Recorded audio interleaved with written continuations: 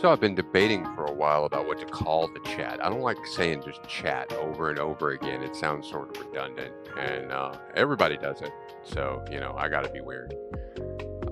Well, I started with Cubs, and when I threw that out there, Hippie was like, that won't stick. That won't catch on. That's terrible. And I was like, oh, okay, well that's objectively terrible. Okay, fair, fair. So now I'm going with sensation seekers. But I'm not just going to say, so sensation seekers. No, that'd be boring. It's so sensation seekers. We're going. So we're going to reach out. We're going to channel that Ernest Hemingway vibe and grab all of the gusto. And we're going to knit a scarf. So, hi, I'm a bear. So we're going to be doing a, I'm in a good mood. Not going to lie. A lot of good stuff going on. Making a lot of new friends. Still missing some who I'm not seeing anymore, but life takes turns. We have so much content. We have so many new friends. And thanks to Scoobaloo and Scoobaloo Art, 2 separate channels, double the impact. We have so many new games. Oh my god. Like, just tons of stuff to do. I've started doing the crafting thing again. Decided to stream it. Those are my cats right through there. Or our cats. Hippies and nice. So. But yeah, Scoobaloo, we were over in her chat. We won a bunch of prizes. Got to bask in her personality as well. That was fun. And she's a darling person. Yeah, good times. And got a new soundboard. And I got hands, but I'm not using them right now because they'd be like right about here. Yeah, they are named in the convention of the Mystery Team. Velma, Fred, and Daphne.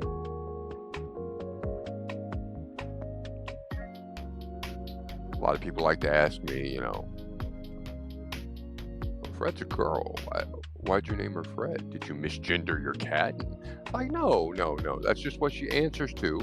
And when she was a baby, Hippie really, really, really needed glasses.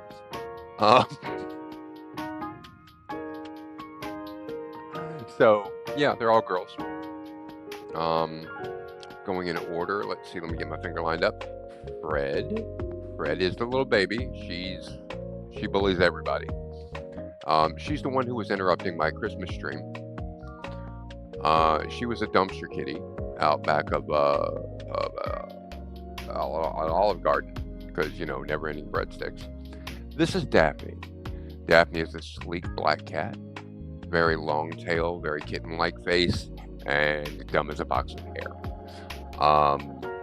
Like some cats know what's going on, and some cats have an idea what's going on. Daphne thinks something might be going on, maybe, don't know. Love her to death though. And this is Velma. Velma is the mama cat, and I love her by the pound. Okay, so we're going through this together. I had a first-time crocheter stop in over Christmas, and I thought that was awesome. Not sure if he's going to see this on video on demand, but if he does, coffee-loving nerd. Just pace yourself, do what you're comfortable with. Before you know it, you'll be used to it and starting to look at other stitches. So what we're going to do is we're just going to go ahead and pop open our first stitch. Now, I understand that a lot of people already know how to crochet. Some people don't. I'm a combination of self-taught and I watched people a lot. So I don't knit 3 purl 2. That's why I can't knit. That shit's complicated. Complicated. Unnecessarily complicated. If you know what I am saying. I can miscount 3. any pattern that has every 50-second stitch, do this, like, hey, you know what? I'm gonna make a scarf. Okay, so speaking of scarves, we're gonna go ahead and get started. Now, what we're gonna do is we're gonna take the guy that we're putting the hit out on, right? And then we're gonna garrote him really good. And make sure to get that X on there. To choke him. And then you tuck this underneath here, like you're gonna pull it through, but then you change your mind and he gets away and he lives happily ever after. But he has learned an important life lesson. An important life lesson. He went back to school and got his life together. Meanwhile, we're gonna take these two strands that are hanging out while I'm still holding on to this. Just gonna slide that right on out, and we're gonna get that little loop. Okay, good. Now, everybody holds their stuff different. I'm gonna show this before I put it down on the floor. We are working with an alpaca wool. This is 100% alpaca. I prefer it because it's hypoallergenic. It feels really nice when you're working with it, and it glides really easily. It's really high quality, and the fibers in it are hollow, so they are more insulated. They wick moisture away from you. I found out about them when I was in South America, and when I started knitting or crocheting. My girlfriend knits, I crochet because man. But when I started doing this, I also bought several pounds of the yarn and got really good price on it. So that's how I get yarn. I just like buy it in scads and then, what am I making out of this? Because if I did it the other way, it'd be too damn expensive. I like the Lion yarn. What is it? Lion brand yarn. It's really nice. Yeah, soft. Expensive as hell. It's not even the expensive yarn. I'm just that old. Okay, so I don't know what gauge that is. The label on it's not in English, and I can't be bothered to check, and I can't wear my glasses while I'm doing the avatar. So mystery on. All right, so we're using a 6.5 millimeter. I don't know what that is in real numbers.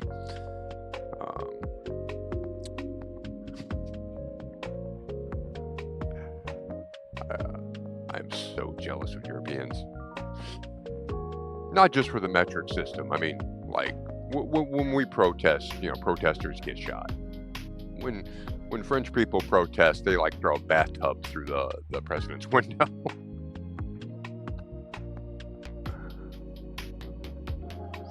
Hi, Vixen. I was not looking at the chat. Did not see when you come in. Now, what we're going to do is we're going to do a chain stitch. So it's just a drag it out stitch. So all we're doing, we got that. I didn't show it. I told that dude I was going to next time. So what we've got is got that little loop that we made. We're just going to poke that right on through, cinch it up real good, but just enough so it can slide really. So you'll get used to that and you'll get your own feeling for it. Now you're going to want to hold it in some way that actually, hey, tough cat. We're going to hold it in some way that actually keeps some tension on it. You don't want to tie it like you're tying a knot, but you don't want it to fall down and be too loose. That's a personal preference. I go a little tight, but my stuff's kind of individual anyway. I am insane. I am not a role model for anyone's life. So what we're going to do is we now have it right there, like it's on a leash. We're just going to leave that in the yard and drag it along. But what we're going to do instead is, I loved Ronnie James Dio. So this is also a gypsy symbol. I am a Sinti gypsy. This is a gypsy symbol. It either casts or is a protection from the evil eye. But Ronnie James Dio co-opted it. He was the original, and he co-opted that for heavy metal. So what I do is I just lay my work across it. So I got that. Now when I straighten out my fingers, I loop it around that index finger, and it comes out perfect for me. That's how I do it. Everybody's different, okay? And just to point out how everybody's different, I have 9.5 fingers, and you haven't even noticed. So now that we've got some kind of tension on there, we can work it a little bit. I'm going to grip it right here at the knot and below, and I'm just going to take I keep getting off camera. I'm gonna take this shepherd's hook. He's gonna reach around, hook it, and pull it through. Okay? And then return. Now, this is I'm doing literally as one smooth motion like that because it as long as it gets around there, you can do it with this hand to wrap it around. You can do it this hand to seek it and pull it out. There is no wrong answer, but you want to be consistent with what you do. That way, it looks intentional. That way, if they start pointing out things, well, it'd be better if you did this or this or this. Yeah, it's not how I do it. I do it this way. So, a couple things I was going to get out of the way once we get started. This is called your chain stitch, and each one of these is a count in your chain stitch. Oh, yeah. Speaking of which, I got to do that later on. Start throwing moderator things around. Um, so I simp for Red Claw. He's a VTuber and he's an artist, and I really like him. And I made a commercial for his little doohickey based on a joke that I made in chat. I'm going to stop my music for a second just to let y'all experience that. Hippie was able to help me out with that as well. So let me I'm gonna stop those sounds. Boom! I have the power by the power of Grayskull. All right. So this is the commercial that I did for Red Claw. I hope you enjoy it. Was not hard to make at all. So let's go. Let's go. No. Okay, not that one. Yikes. All right. Okay. Technical difficulties, please stand by.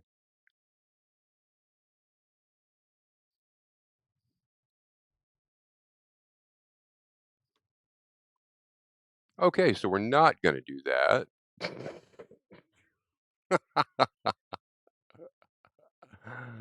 That is funny. That is funny. All right, so I'm gonna just mention that I did them, and I'll look into it a little bit later. This might go a little while. Hi, Emmy. Oh, oh, oh, oh, oh, oh, my God. I, I, I, I can't. Oh shit! If I'd have known I'd have had Sad Trombo queued up. I'm gonna have to keep this on deck for when the werebear comes in, giving us a bad name. Hold on. There she goes. She'll be here all week. Tip the wait staff. Thank you. Yeah, we spent $3.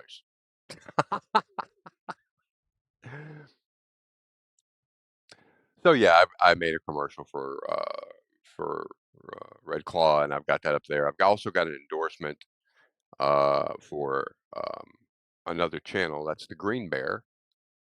The Green Bear. Just mentioning him verbally right now. I'll do a shout out. What the hell am I doing? It's shout out time. We're doing shout outs. Fuck 'em. Shout out to man. If I could type, I would be dangerous. Okay, we're giving a shout out to the Green Bear. I would consider it a personal favor if we got him like 2 more followers because he was just too short of his goal. When I last saw him, he may have gotten it by now, but he's a really nice guy. Really appreciates new people coming in. I literally seen him stop in the middle of combat in a game in order to welcome somebody to the chat. He's a really nice guy. I like him. But since we're on that roll, let's keep it going. Let's keep it going. We're gonna go ahead and do one that I missed out on. Oh goodness, my screen just went kablooey. Let me get that back. There we go. So we're gonna go that and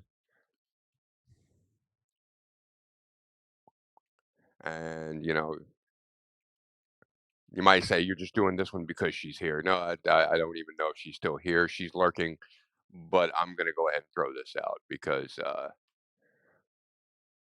I gotta wait 58 more seconds. So while this is going, let me get it prepped though.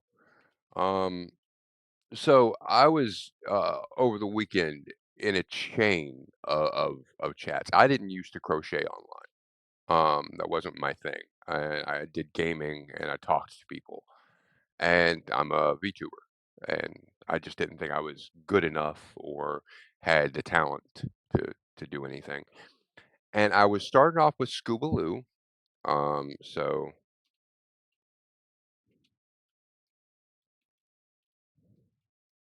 I was starting off in Scoobaloo's chat, and when she raided, I ended up on it. I went on an adventure. I met an entire subgroup and was just enamored, and they were great and fun times and everything like that. So, gonna give a shout out to Scoobaloo, but specifically, you're gonna be giving a shout out to her new art channel. Now, for those who have been coming out around, a little while, you may know that I do make a big deal about being supportive of artists, and I only endorse things that I like. And it's one of those hair club for men moments because I liked her art so much I had to go to her Ko-fi page and grab me some. And I think you would be well advised to do the same. She's got a whole new stream dedicated to just her artwork because she wanted to separate it out so it could grow. And we're going to go ahead and make sure that's spelled right and then bang that out. Unrecognized command. Oh my God, I can't spell today. We're going to try that one more time. Uh,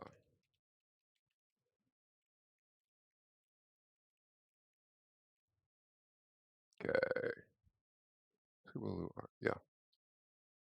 There we go. Third time's charm. So, wanted to give that a shout out and just let everybody know that's you got to see it. It's really good. Um, but no, I met a lot of nice people, and that made me decide to start crafting on online, and really enjoyed the company, and it's to the point where I'm really glad that I have BTV as an unattended, you know, no lifeguard on duty type thing because that lets usually frees me up to jump in other people's chats. Um, so there's that. I have hands. They're not on right now because, well, you know, using my hands in real life. So, but that was exciting. A lot of exciting things going on. And at any point, if someone says, "Hey, Greg, you're being boring," we notice the TV's over there. We're TV. TV's over there. TV. Huh? See, I'm Gen X. I've played this game. Y'all get on where you turn the TV on. That's how you handle. Well, why do you treat the chat like kids? I'm dressed as a bear. Why would I treat anyone like a kid? No one's an adult here. At least not in my chat. You have no power over me. But yeah, Fred on our Christmas show actually came up so often that yeah, I had a sign going on that it was Fred time. So let me get the let me get some tunes going on. We were doing lo-fi. Yeah, she's taking a nap right now. Where is I did the whole stumble bum thing looking for that. You know what? No, fuck that. I don't know what I'm doing. I'm at a loss. You know what? Let's go ahead and start the movie up just to have it on background noise. So what I've got for us, I've curated a collection of public access school films from the 50s and 60s because not a lot of us saw these films in school, and it shows. I'm not talking to some of you, but I am talking to some of you. If you know what I am saying. So we're gonna we're gonna pretend that I'm the substitute teacher, and I'm gonna sit here and crochet while y'all watch a fucking movie. See, I'm cosplaying a substitute teacher. Creative. We like Mrs. Jones better. Well, Mrs. Jones is dead now. Heard she was mauled by a bear. Got any other questions? No, I didn't think so. All right, so we are going to find the window and hit the button.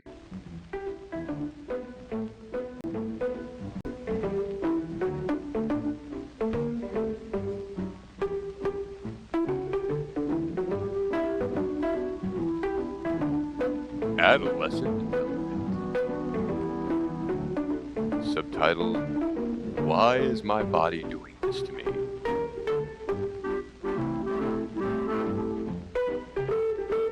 I'm not reading that shit. I'm a bear. Also, I'm from Tennessee. Figure that shit out.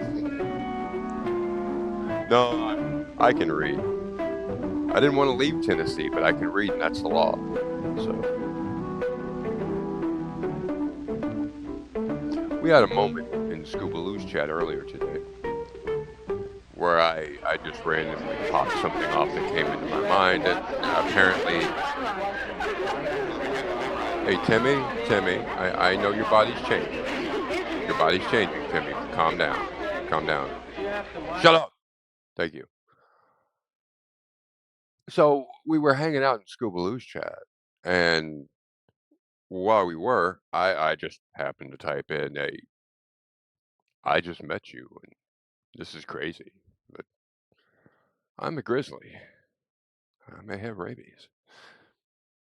She thought it was funny, and she asked me to do it. So that's why my stream was a little bit late. I wanted to record that and get that over to her. But yeah, it was pretty funny. That's the kind of vibe we're having today, just off the cuff stuff.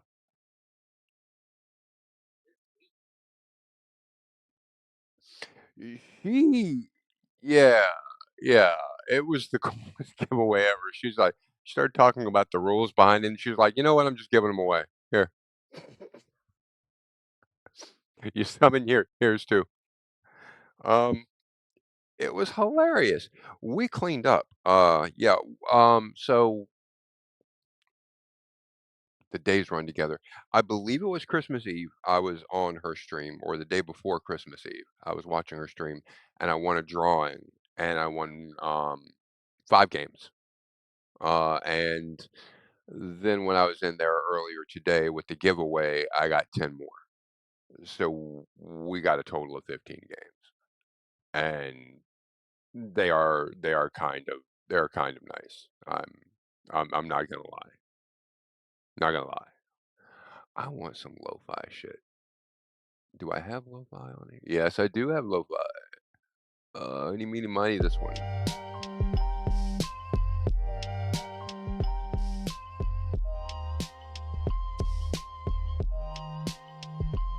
Come down to Fast Eddie's Tinting. We'll get you in and out in less than an hour, I guarantee. $99 or less. 50 if you don't need a receipt. Did I forget about what? I don't know. I'm not in the mood for school films. I can't be taught. School is the man's tool to keep you down, kids.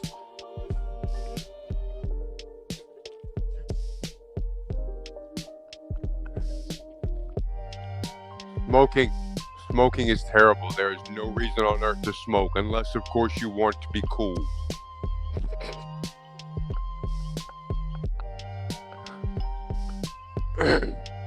Oh, it's I'm fun on a first date. What do you mean you're out of pets?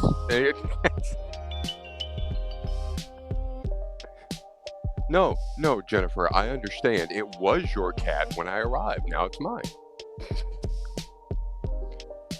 Do you deserve Mr. Whiskers? You named him Mr. Whiskers. Come on. Come on.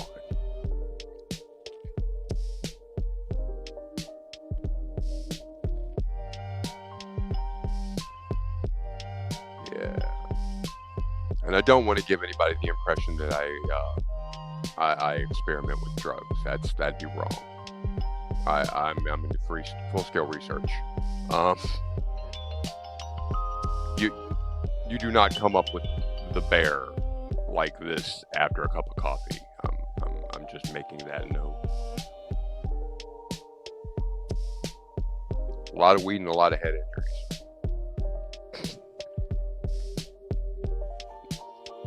I don't get your joke. I could smack you in the head right now anyway.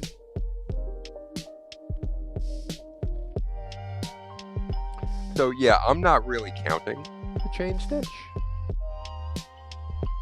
I'm going for a particular length, and I'm just going to do what I call typewritering. I'm just going to go back and forth. We're going to do 12 rows of double stitch on top of this chain stitch, and that's going to give us a nice scarf. So all we need to do is just get the general length right, and then pay attention on our turns, and we should be golden. It's a lot more forgiving than knitting. Knitting requires a lot of planning, a lot of architecture. This is a lot more like log cabin stuff. My grandmother actually used to crochet large blankets to store yarn so that we could use them as blankets while she was figuring out what project she was going to finally do on them. So yarn would get recycled all the time. Big hole in the blanket, strip out the yarn.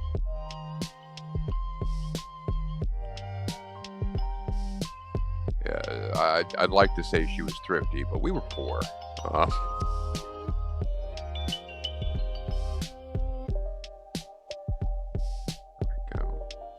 Hope everybody's doing well. Hope everybody had a good Christmas. If you celebrate Christmas. If you didn't have a good,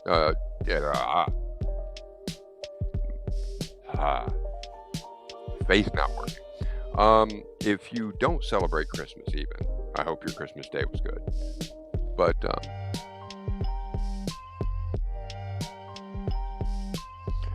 thrifty and poor is just you ain't got no options. Thrifty is you got a couple options, but you're still aiming at poor until you get more options. And I think it was Oscar Wilde who actually said recommending thrift to people in poverty is like recommending diet to people who have starvation. I'm quoting Oscar Wilde. I'm a Renaissance bear.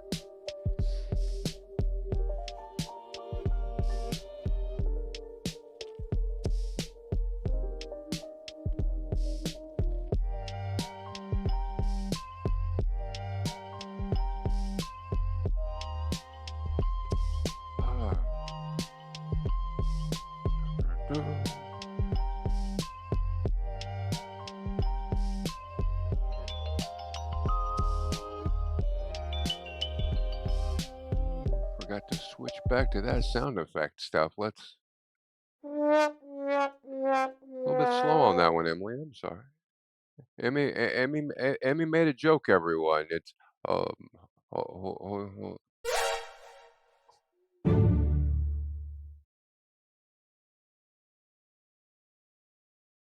No, I'm waiting now. I've got it. I've got it open. Go ahead. Let's see. Actually, rather than that, yeah, I've got BTV hidden back there. Let me try this instead. We are going to go.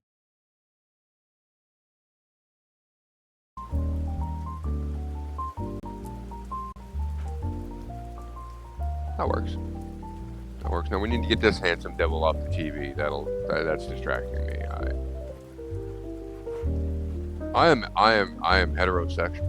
However, you know, if I were in prison, that dude right there. Yes, Daddy. Ooh, ooh. Ada, ada.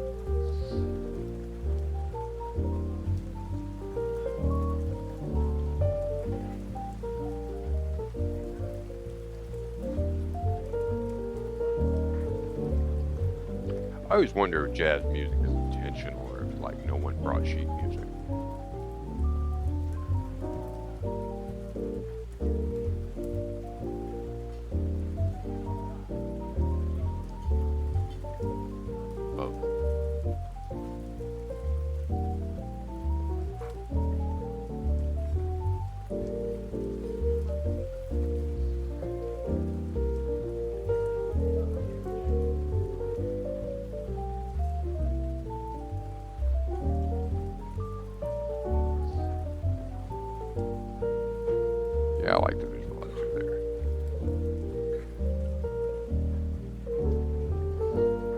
gonna get the sound effect thing back up in case Emmy decides to start talking again. Hold on.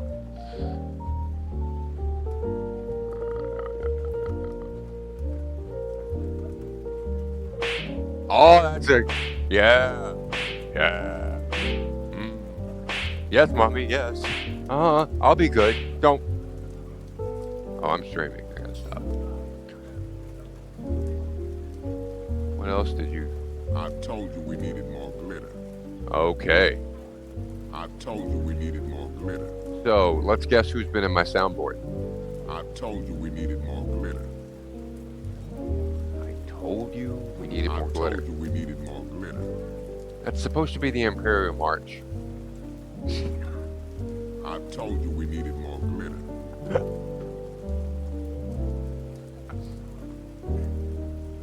All right. I don't even know what the hell that was.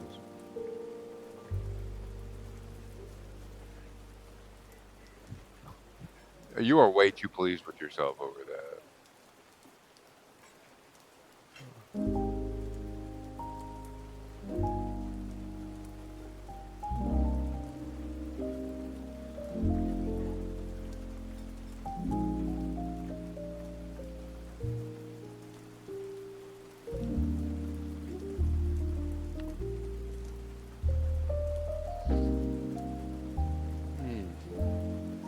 So, for those who may be wondering where Hippie is right now, and may even ask me what the circumstances of today are, all I have to say is, nice try, officer. No, she's catching up with all the whereases and wherefores of the monetization. We have hit affiliate status. We have not accepted at this point, but we've talked about it a little bit, and she's looking into what would be involved with it. So, you know, that's not really who we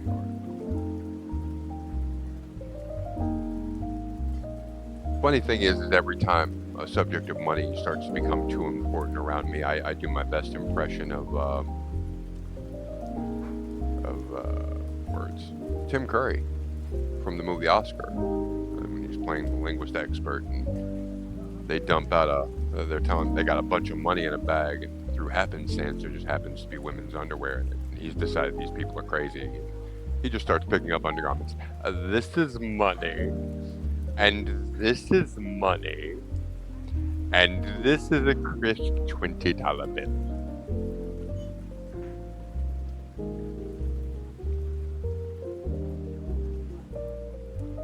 Tim Curry could play a fucking head of lettuce, man. When he was an active actor, he was a genius. Played Pennywise the Clown, Captain Hook in the Peter Pan cartoon, and Frankenfurter in Rocky Horror Picture Show. That's a pretty good range, I think.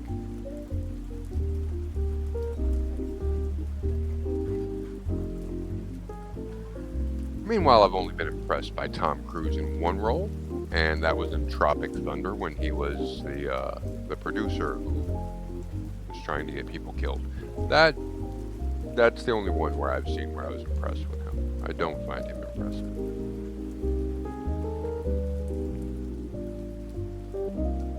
He only acts from the nose down. I'm not kidding. I showed Hippie this trick that we have. I actually do have a PhD in psychology, and there are little tricks about human interaction that we sort of honed in on. And one of my favorite things to do is completely ignore people from the nose down and watch if their faces change. That's how you can tell if they're being genuine. And I don't just mean deceptive. I mean, like, if you're holding it together and it's not having a good time, yeah, your eyes don't change. Your eyes will not tell the same story as your face. And there was this, ironically, I think some of them were actually on this playlist. There's a thing called the Moody Institute, where this one dude would make creationist-themed, quote-unquote, science films, and attribute everything to his religion of choice. And he was amazing because his upper face never moved. Like, if it was modern times, I would swear he was photoshopped or AI, but no. No, this was back in the day. Dude was just like on something. It was even pre-Botox. I think he was drinking early.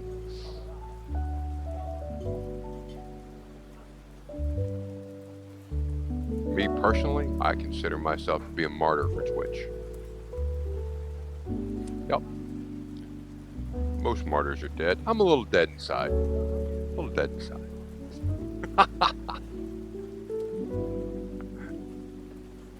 At least when I belch, that's the theory. I don't know what I eat, but if it comes back out of my mouth, it goes through Jersey on the way up. That's...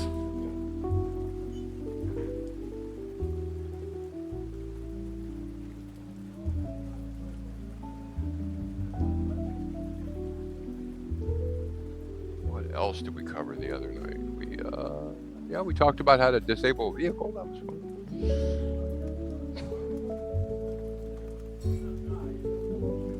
Afraid to look in the paper right now and start comparing where my listeners are, and all of a sudden there's just all these manual transmission vehicles stranded where they are. That'd be bad. Oh, it's okay. Did you need that?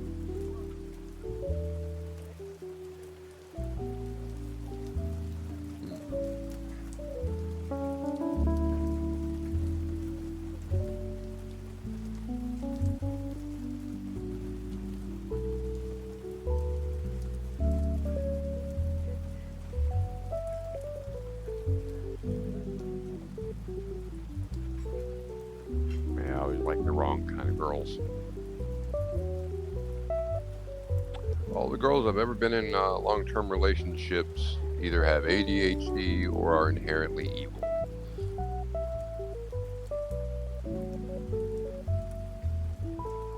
And I know it at the time. I'm sure it'll work out fine. So, Hippie is half Irish and half Puerto Rican. Poisoned or stabbed. That's how I'm going out.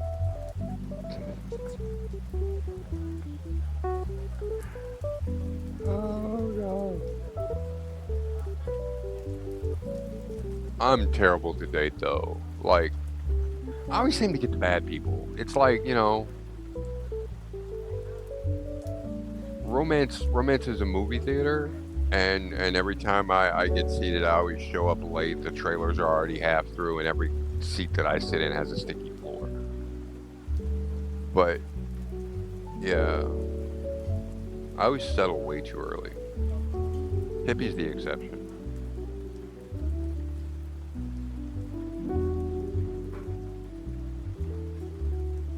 I don't know, I'm thinking back to when I met my ex-wife. We met at a pool party. You know, she was standing by the barbecue really, really close to it, but she was really absorbed with herself. Help me. I'm on fire. Put me out. Hey, there are other people here. And no, you are not on fire. The fire is on you. Swim, bitch. Learn to swim.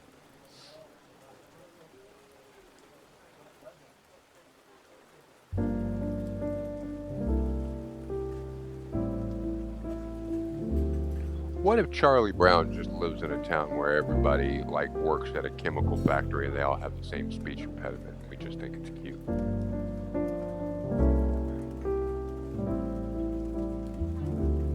Oh, just lost 2 viewers. Okay.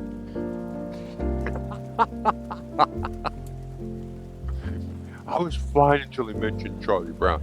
Oh, they would have died in the conversation about the badges that I had in the military.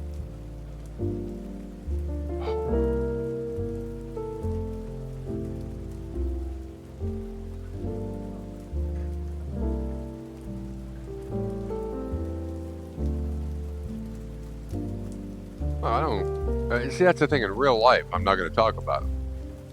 Anybody to be able to. Hey, I was in this unit. What unit were you in? Hey, I didn't peak at 19.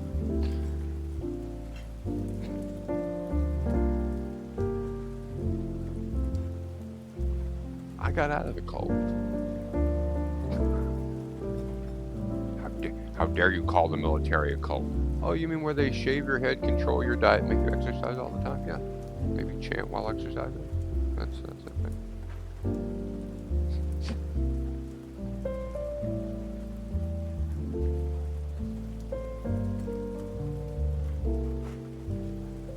Complicated communication rituals, including the loss of first names. Ooh, pretty cult-like. Then you get into the Rangers, and they actually have a death myth. That's where it gets terrible. We had a death myth. Yeah, like as long as one Ranger lives on, I live on. And okay, is that like a timeshare? How does that work? Oh, honey, it's the 22nd of the year. I got my old Ranger buddy's got to take over my body. No.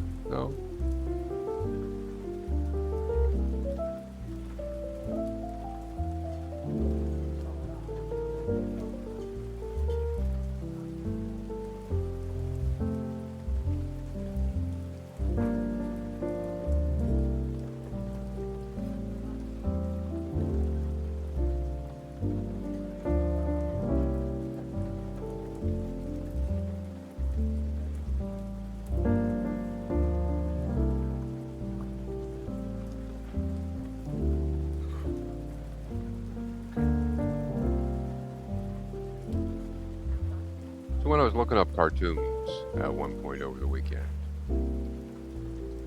I stumbled upon one that I had utterly forgot about. It had some cool moments. There's a Charlie Brown one. I thought I remembered all the Charlie Brown ones. I had a crush on Marcy.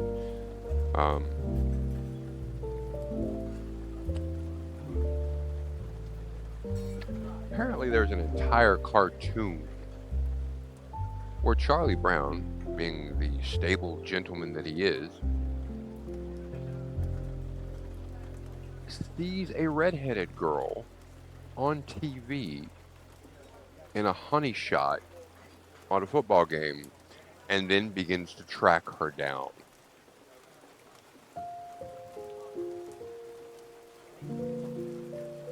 Can't remember what the name of it was. I think it was I'm Really Starting to Fucking Worry About You, Charlie Brown.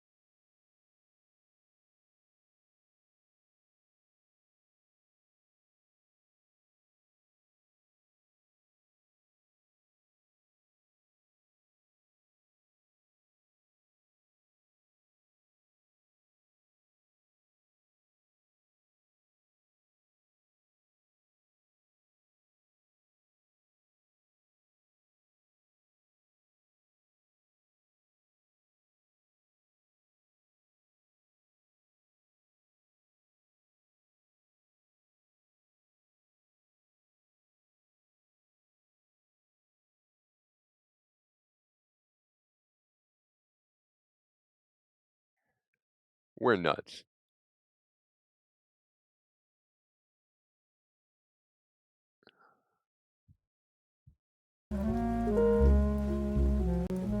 Waited on the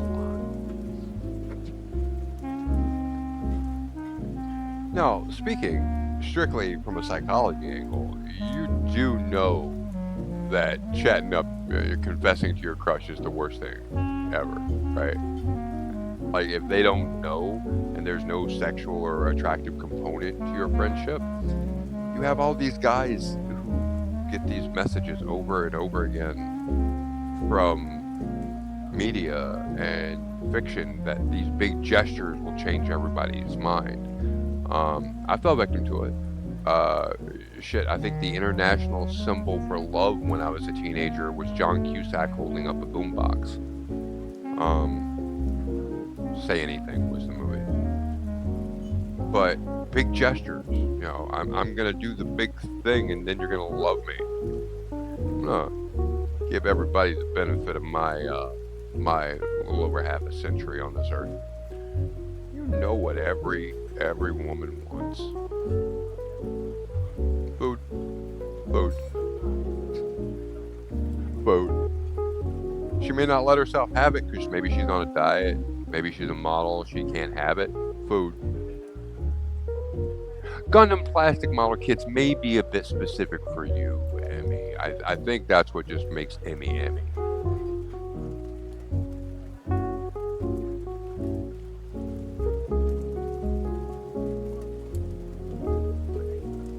Although, I did want to go ahead and point out to you that the bowling ball imagery for the shoulder on one of the mechs that you drew was just fucking awesome. I noticed that and pointed it out. Where the shoulder had the 3 holes in the back of it that looked like a bowling ball. And it almost had like a stony effect. It looked almost like a Fred Flintstone wrench. And it was on the bear mech.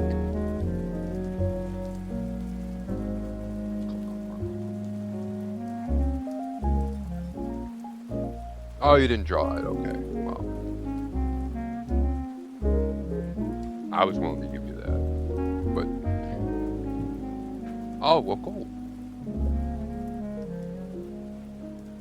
I really liked that imagery, though. What I'm doing now is I'm deciding to make the scarf long and slinky.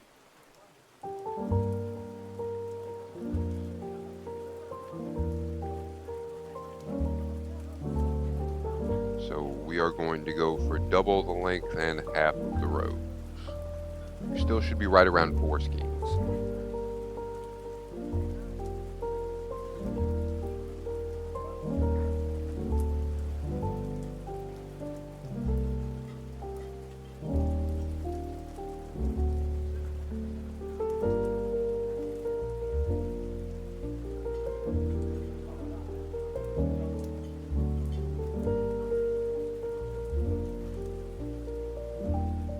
But yeah, it's all about food.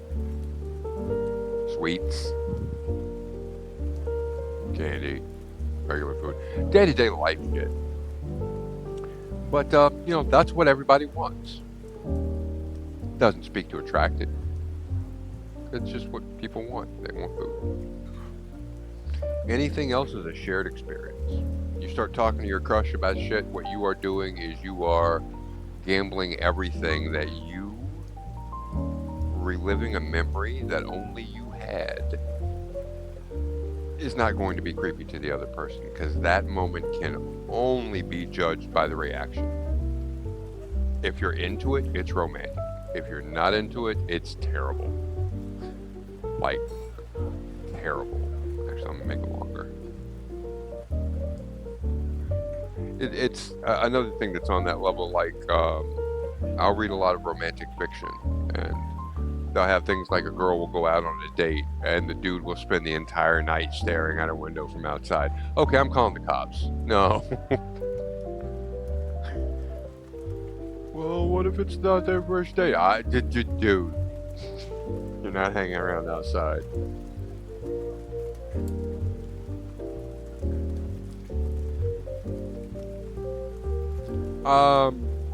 Genuine romantic literature, not erotic literature.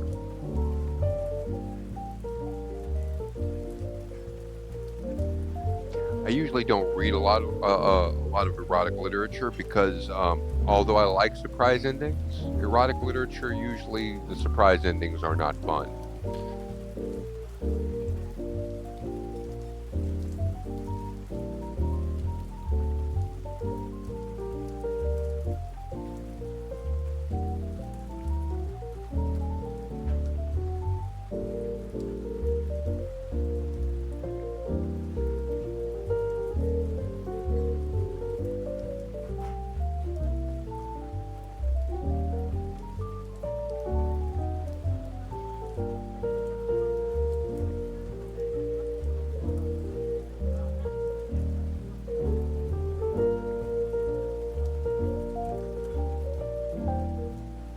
Yeah, I figured if I showed the manners in school when I'd be a little bit called out on myself, all of a sudden DJ Khaled would show up and say, dude, you played yourself.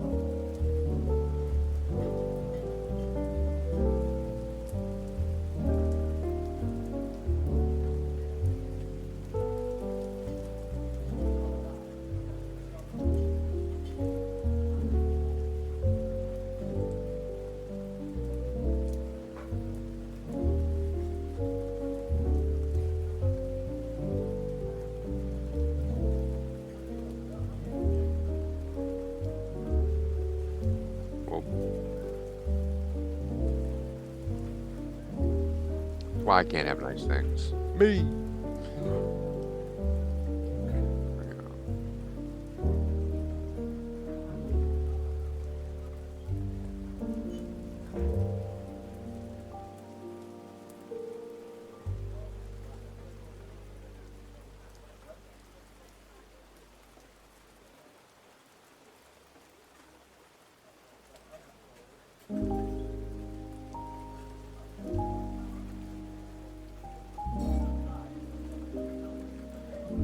I am not. Or at least not off the cuff. But again, I am both brain damaged and stupid, so let me take a quick look.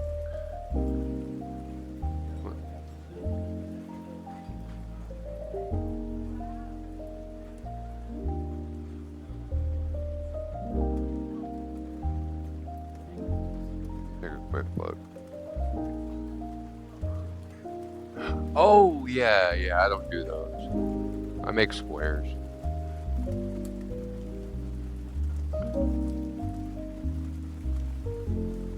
Well, that's really interesting. That's actually a Japanese word that means Greg can't do this.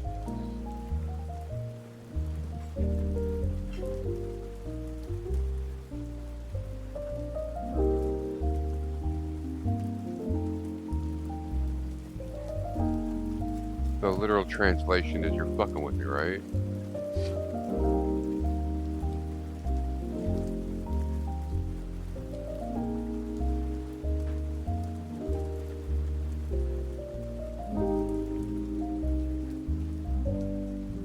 Oh, not a problem. Thanks for stopping by, Scoobaloo. Oh, and I uploaded a clip to your Discord. You might want to go take a look at it. Oh, I didn't get it fully read. I can't have my glasses on while I'm doing this one. Just pop in.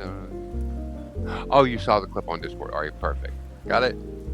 It was the last sentence. I don't really read, I compare letters.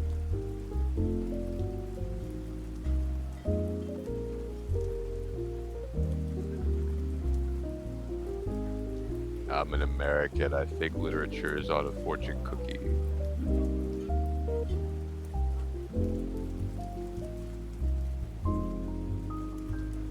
What laughing at?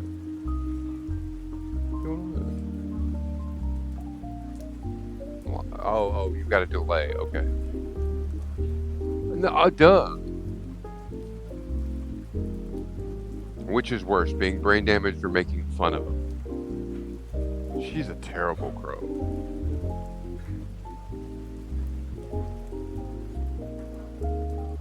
Good night, Scoobaloo. Have a great night.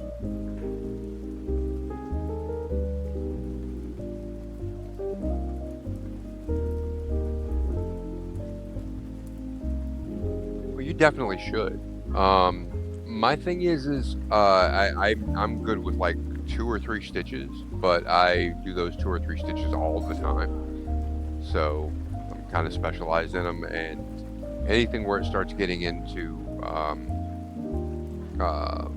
like shaping it or even fretting, I'm not the guy. I'll like poke it 3 times and go like, look, it's a snowman, we're done.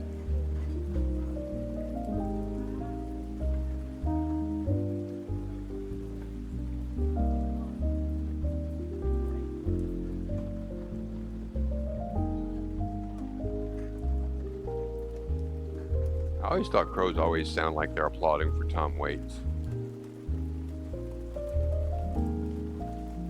Man, that was a better joke in the 90s.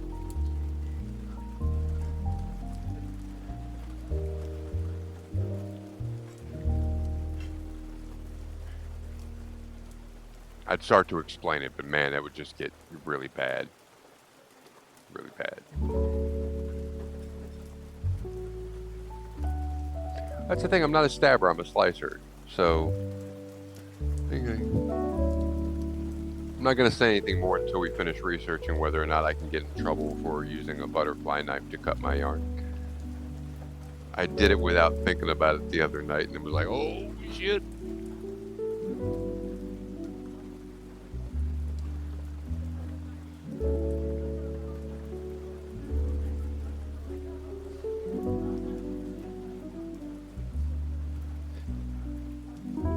Yeah, but you see, I'm a psychologist. I'd have that whole moment of what the hell's wrong with me. And then I'd have to answer it. And I'm sure it'd be hard to spell.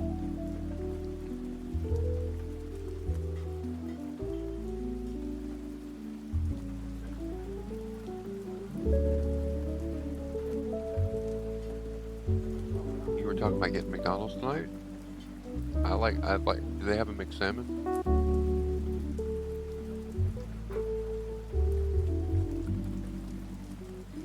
I've seen it.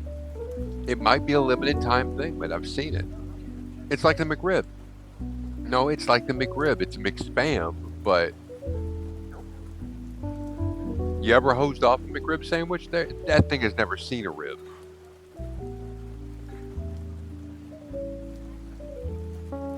Oh no, I'm not psychotic. I'm just a sociopath.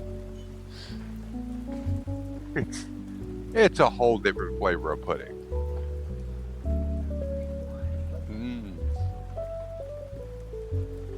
I hate to admit it. The McRib is this piece of spam covered in barbecue sauce, but God, I will eat 4 of them without thinking about it. Just while saying, "Wow, this is terrible. I shouldn't be doing this." Nom, nom, nom, nom.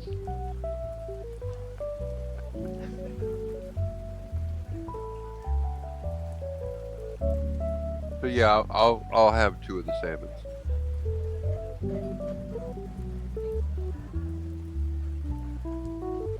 How do you know?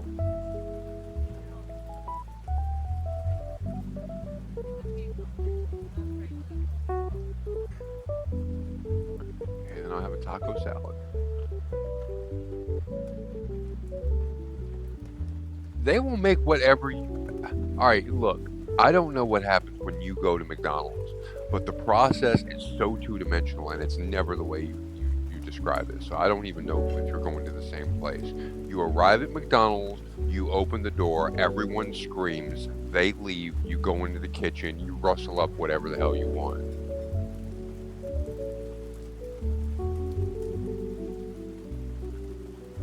Taste.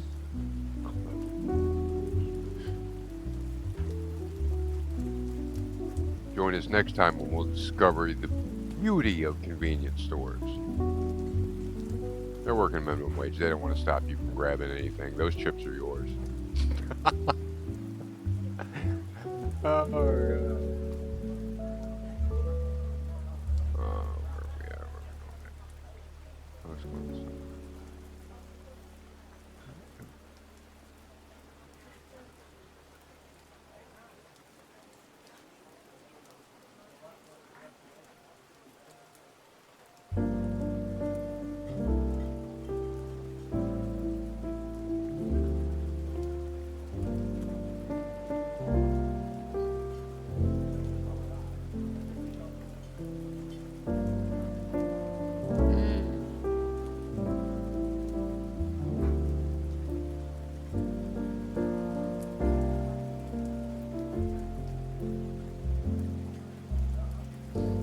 Yeah, that's yeah, that will get you. That the scariest thing you can see anywhere is a cub.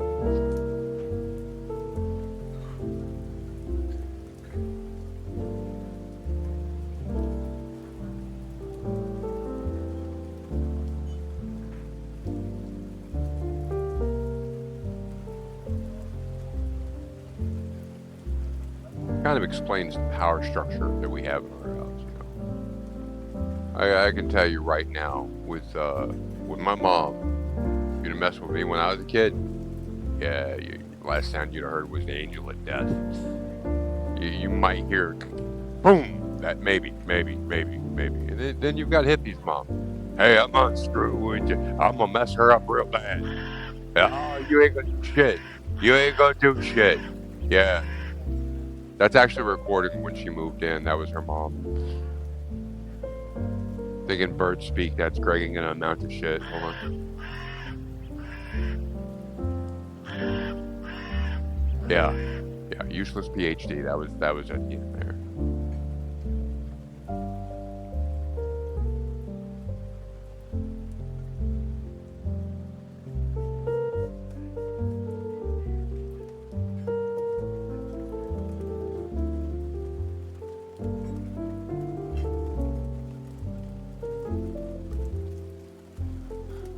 Easily distracted. Okay.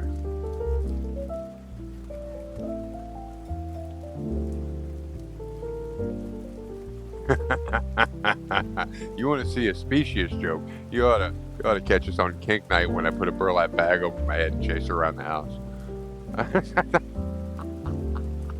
No corn for you.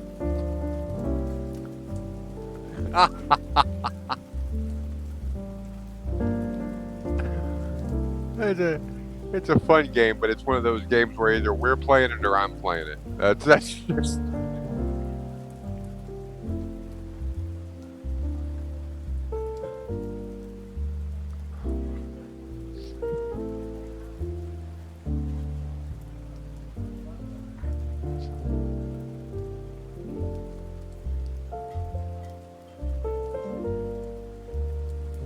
Yeah, the one point that me and Hippie's family agree on is that garbage is excellent.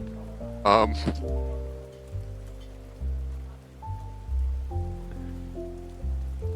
oh,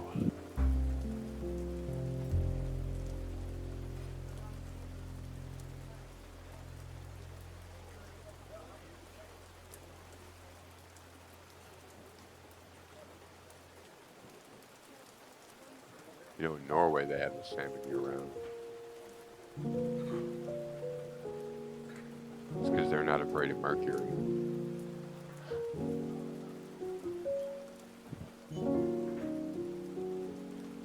I could be. Delta's ready when I am.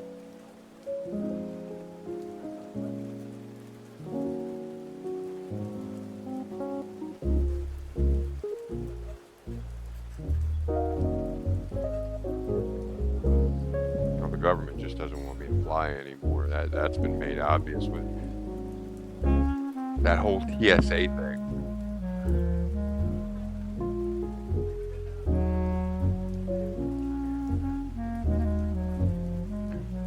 Sir, I'm gonna run my hand up the inside of your thigh. Okay, I'm gonna put my tongue in your mouth. That's what's gonna happen. Wow. Sir, that's sexual harassment. You're touching my junk, dude.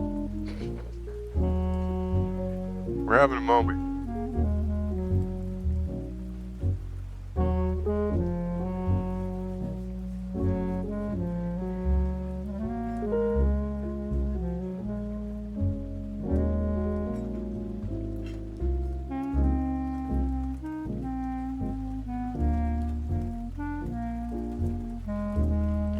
I don't know if you could really call it turnabout.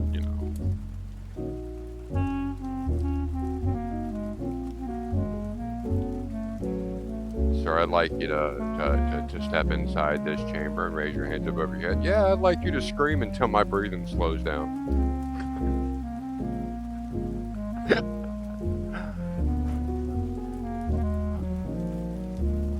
No, I don't need weapons. Yeah. I'm a bear, and I'm carrying a BB gun.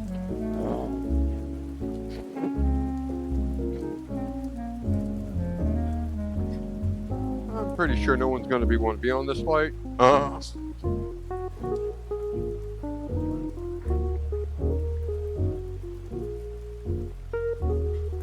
just afraid if they start doing that whole section with no kids in it, then it's going to lead to misunderstandings. Sir, do you have an attitude toward children? Yeah, I prefer silent food.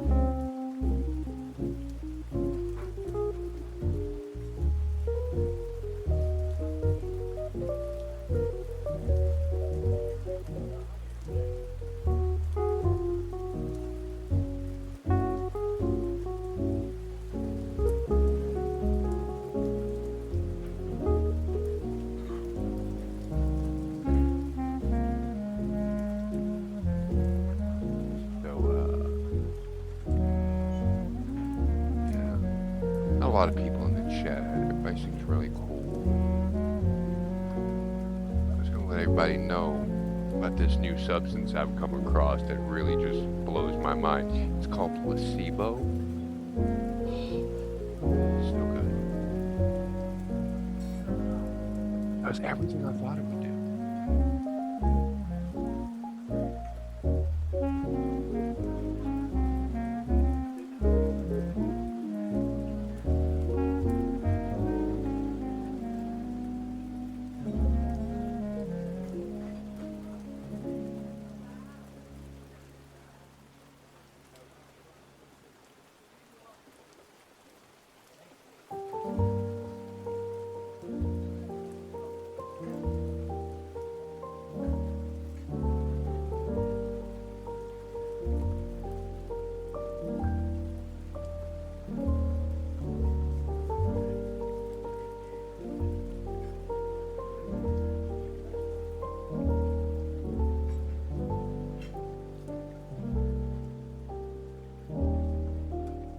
No, that's row one.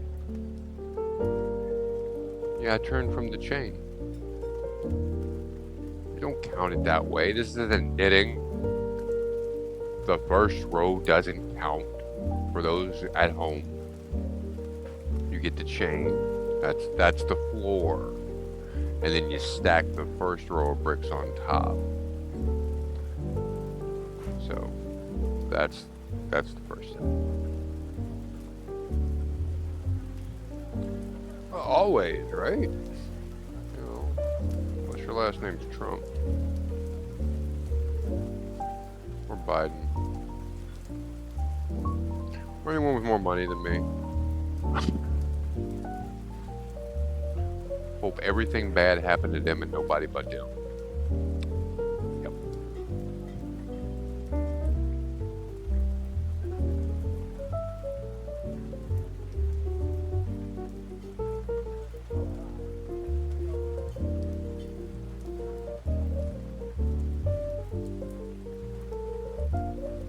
I think my girlfriend's cheating on me. I hear another voice coming from her computer. She's on someone else's stream. And she's reacting to mine too. So dirty. Dirty. Dirty.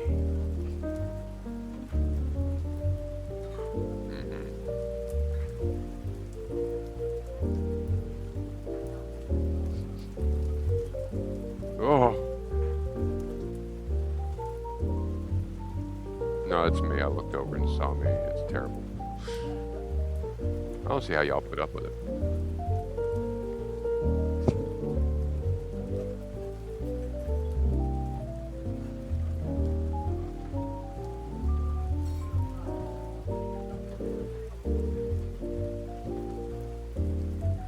I believe the correct vernacular is ugly as a bowling shoe.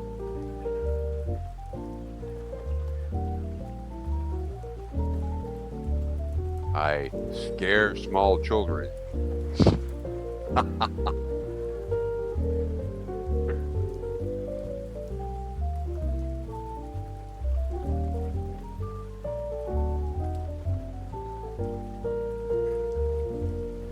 gonna wait until the next time I have the flu blue, I'm going to claim it's going to be an ASMR experiment.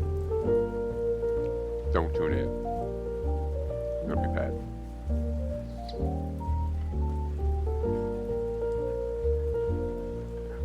Wow. Wow.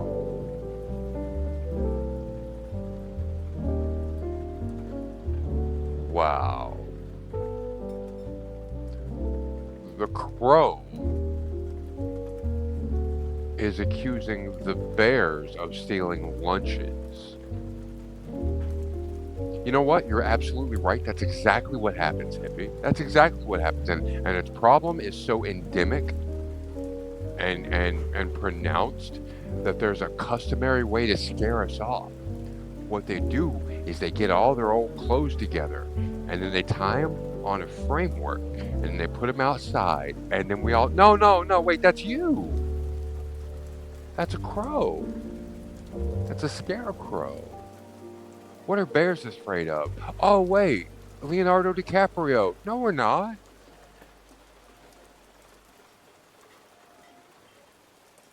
We ain't afraid of shit. Hey, Worm Boy, how you doing? Well, I'm okay. So everybody asked me about Yogi. I'm gonna be straight up with you. It'll explain a lot of stuff in just one line. Everybody wondering about Boo Boo and Yogi, and everybody wondering about the park ranger. Okay, all right. Look, Yogi was dirty in the '80s. He a lot of crack. So he was in a halfway house with Boo Boo. That's number one. That's why they were best friends. They were clinging to sobriety together. And Yogi was on parole. So you don't cooperate with the ranger, you get back in the bogey. That's what's up.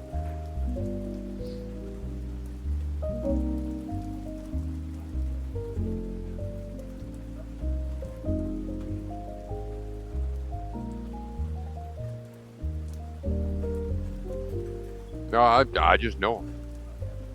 Who you want to talk to? I tried to be an environmental mascot. That didn't work out. Y'all want cutesy stuff that'll forgive you.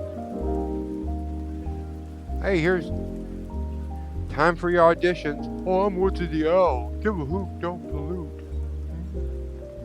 Okay, Greg, it's your time. Pick up your shit.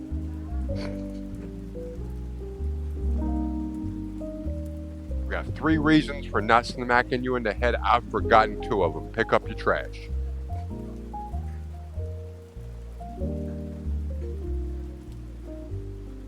Did you see the Worm Boy? Did you see the guy who made Ren and Stimpy did a series on I think it was for Cartoon Network where they had him doing Yogi and Boo Boo and it was not good.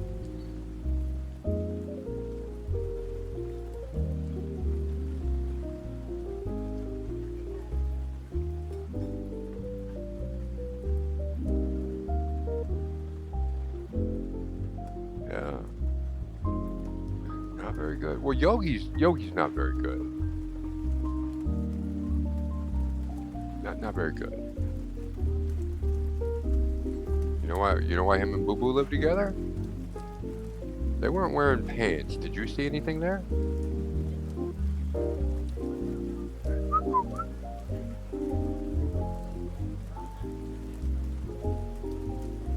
I'm of the impression they did a lot of steroids in high school. Shrank that stuff on up.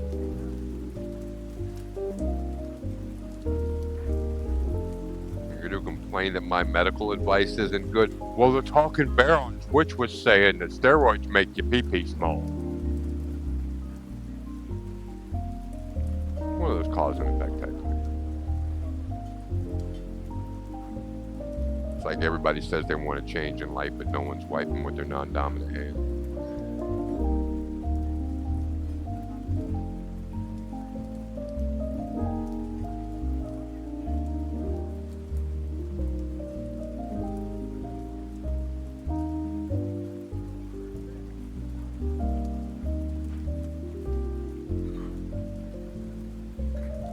And we have some lurkers coming in. Totally cool to come in and not talk. We welcome lurkers. Just saying hi to you. Stay or don't.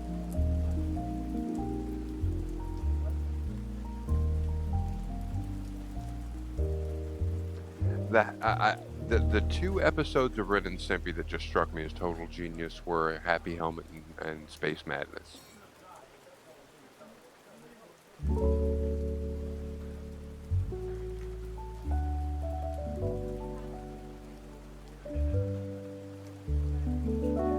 So we had a Ren and Stimpy moment in the house the other day. We have a fireplace, and we usually go on Craigslist and go like, hey Hick, sell me your wood, and they wanted real money for it this year, so we sort of held off on it to our own detriment. Now there ain't any to be had, and we've been just buying little bits here and there. So we got this set from Lowe's. It was wrapped in, had this little plastic sheeting around it.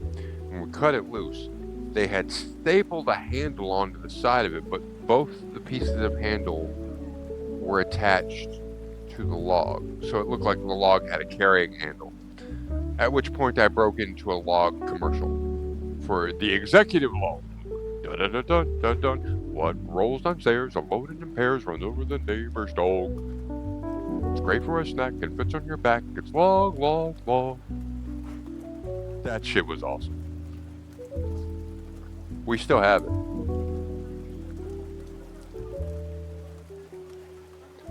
It's the executive log.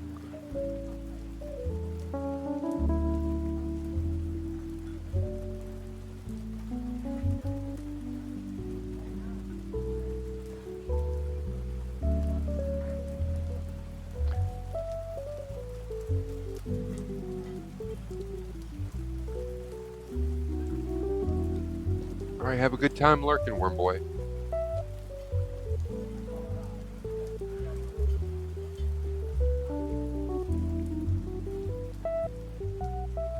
You know what? I'm gonna need me some more light. Hold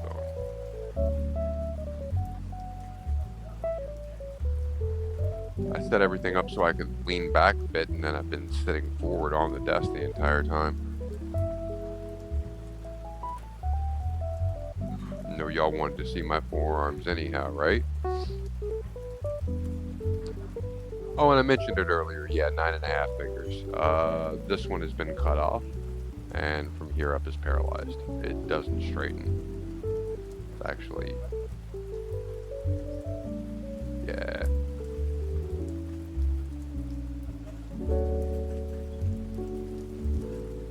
I really wanted that pickle jar opened.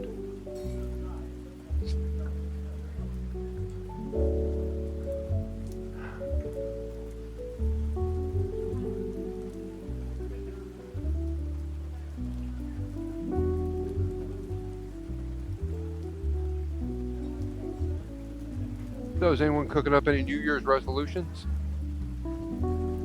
I'm not. If I'm gonna lie to myself, I'm gonna come up with something a lot better than promising to do something good.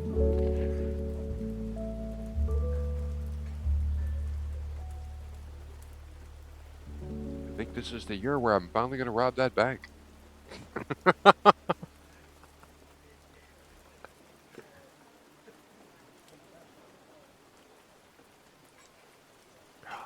You see, you know I'm way old when my reaction to my goal is not die. Oh, well, that's good for you.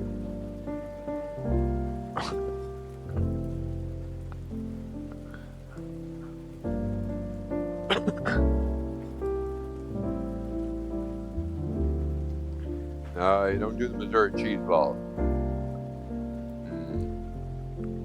Resale value on cheese has dropped drastically.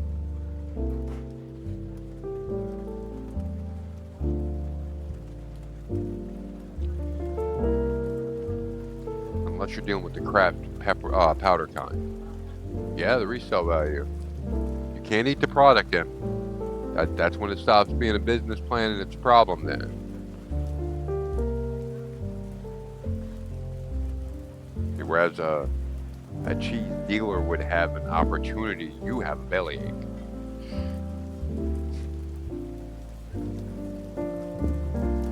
I don't know, I just have a picture of Emily like half passed out at 2 in the morning laying across the sofa going, Figure Air got me. Oh, they eat 'em.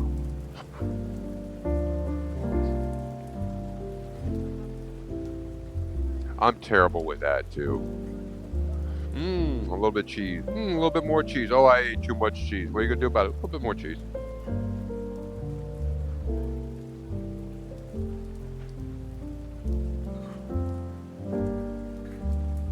Yeah, I make a devastatingly good crustless quiche.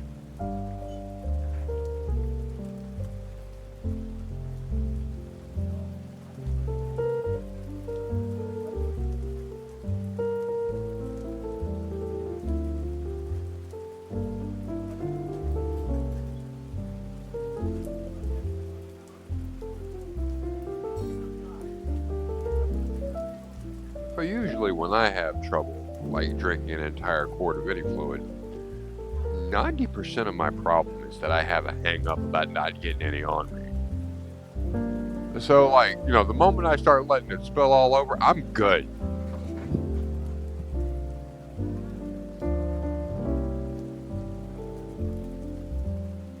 She likes, oh, I caught myself. Oh, we almost got banned. That was good. Oh, I'm a good boy now. Because I was gonna say she likes to milk these nuts.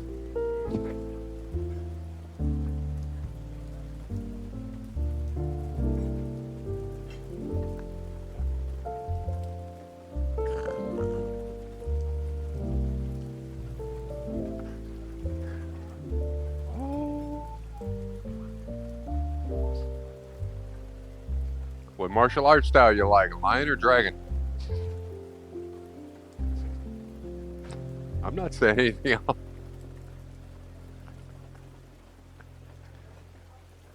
This is the 21st century. Everybody knows the end of that joke. I'm just waiting for the complaints to go full circle.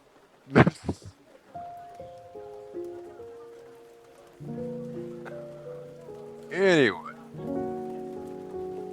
now the latest change that I've made on a dietary level is when I have I usually do brown sugar and maple oatmeal in the morning, and I've started dropping like 6 white chocolate chips in with a bowl when I put it in the hot water. Oh, pimped. Just so good.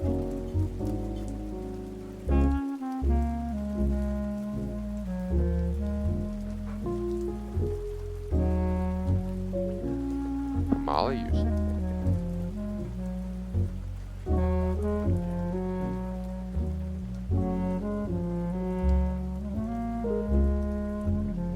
Because I'm a tamale snob.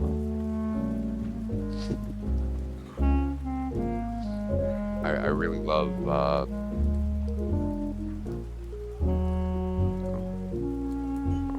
I really like the way people from El Salvador make their tamales. The flour is actually ground a lot finer. It's a lot more delicate. Now you can tell I like the food because I got that slow voice going on.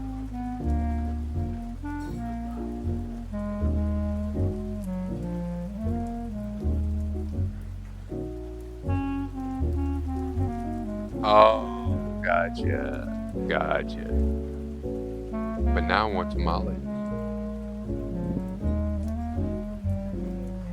I didn't even have a preference on pork or cheese or I just. Oh.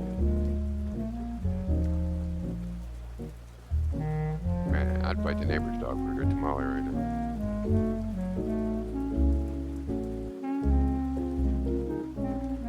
Of course, the people near where I live think that El Salvador is part of Mexico, so no chance of getting an El Salvadoran tamale here.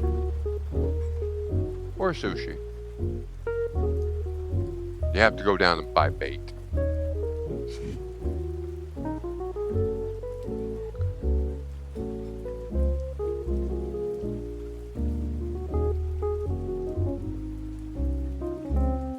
Yeah, that was one of my favorite things that I ever did with Hippie was I took her to Reno, Nevada, and while we were there was a place called Pier 2 Sushi, and it was one of those places where they, it was all you can eat, and they charge you by what you left on the plate. You got an extra charge at that point. That's where they usually get people. They were not prepared for Hippie.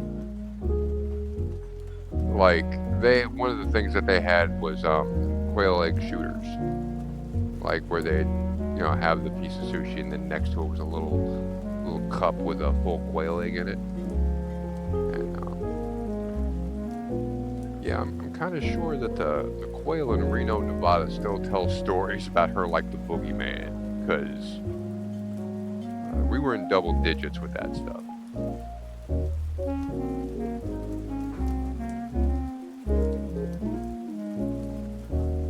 Oh, there was one when I lived in Long Island. I'm sorry, I mispronounced that. Long Island. There was one place out there in Glen Cove that was so good. So good. It was mom and pop owned. And the best thing about it is when you were eating your sushi, if you looked over, you could occasionally see the grandfather of the family peeking out to watch you eat it. And then it's just like, and you'd see him smile if you were enjoying it. It just made you feel really good. Like, yeah. And then I moved to the Bay Area where all the food is fucking ridiculously good. Like, ridiculously good. You're either stellar or closed in a week out there. Oakland shocked me with its cuisine. Just like right now, I could even infer that I had a connection to get something from a place called Oakland Street Food. It's actually a sit-down restaurant, but it's called Oakland Street Food. I went on a business trip back to Oakland and told Hippie about it, and Hippie lost her mind. Talking about Oakland Street Food. Yeah, it was the truth. Hey, you know what we're gonna do? We're gonna make you a quesadilla. Except instead of a tortilla, what we're gonna do is we're gonna smear around this cheese and scorch it. That's gonna be your tortilla. You're gonna need to sleep after this.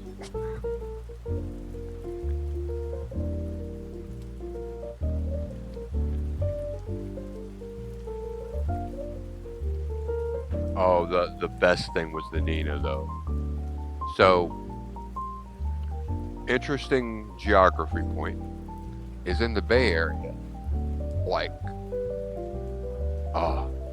in the Bay Area, like underneath Oakland and in the Bay, there's this little sliver of an island. It's about 1 mile long.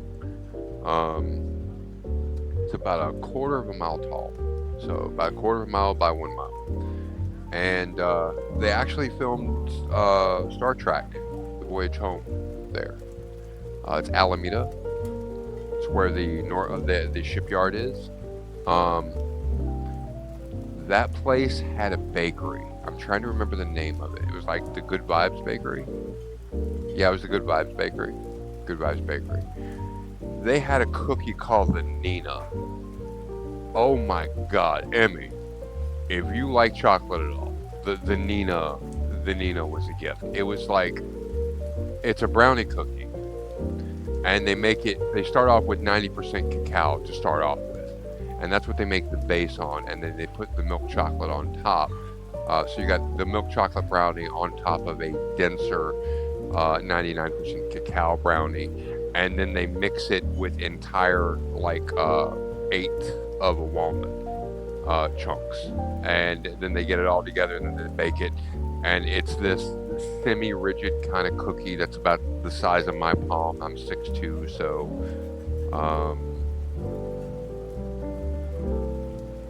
yeah, it's pretty big. It's like $3, and Jesus Christ, oh, I've never been able to eat an entire one and look myself in the eye afterward. It starts just getting to be too rich. The different textures and the different flavors of chocolate hitting you all at once. You You can't see straight the first time you eat one. That was it. That's my big food thing. Actually, I'm not doing it justice. Let me see if I can find it real quick.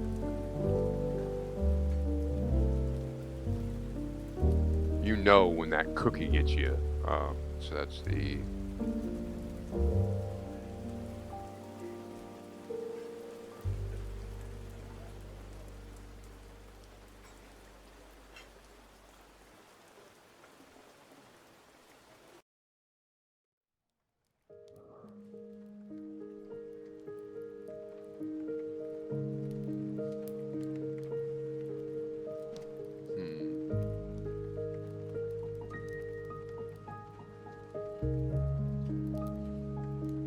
I don't think it was the Good Vibes Bakery. It was the Feel Good Bakery. Yeah, it was the Feel Good Bakery. So, found their webpage. Let me see if I can find that cookie.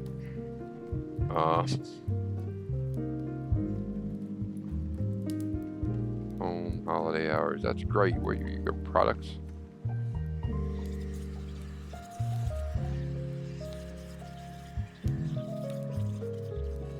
Okay.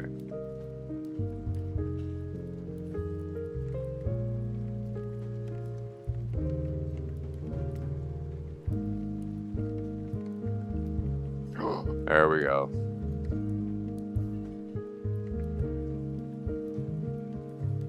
You open it.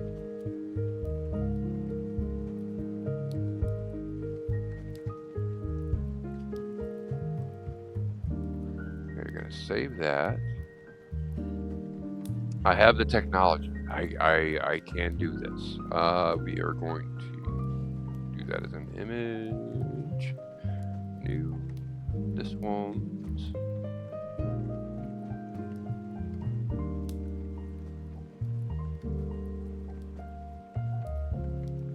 Okay, there we go. That. And you can see the person's thumb for context. That. You get a coffee from anywhere. Anywhere. Oh my god. You didn't bite it, it consumed your teeth. It was. Oh. That was my jam. I love that so much.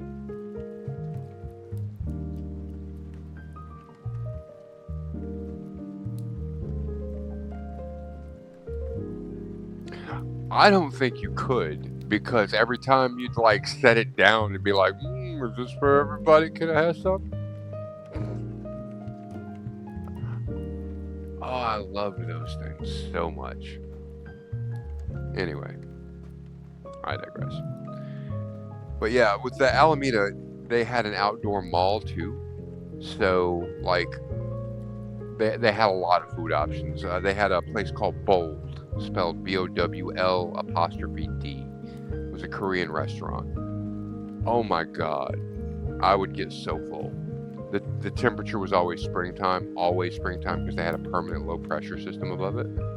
The only time that was a problem was when they had wildfires in the area because the smoke would sort of get trapped there from the Bay Area. Oh, and the super drought was kind of an issue. Yeah. And the pandemic was terrible there.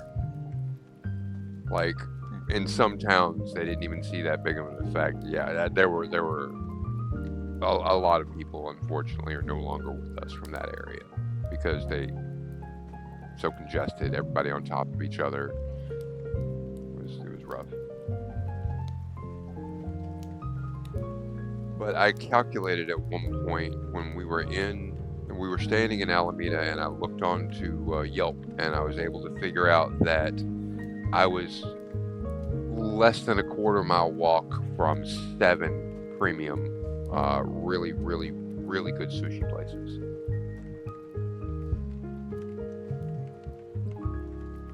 Like with a minimum 5-star review on Yelp. So.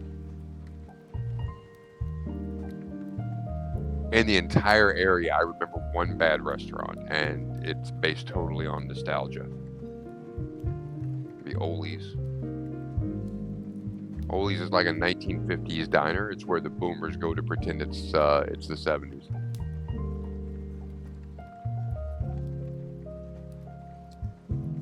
Food is terrible.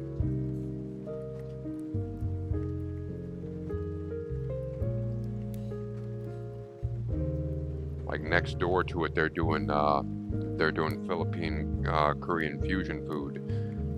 It's all cutting edge, incredible at a place called Spice I Am. And no, we're just gonna burn these these omelets. And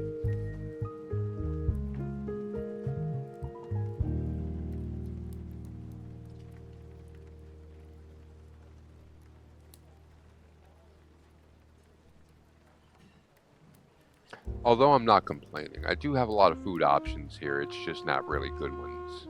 Like Starbucks is good here. That's what passes as good here. In the Bay Area, it's considered pedestrian. It wouldn't even pass muster.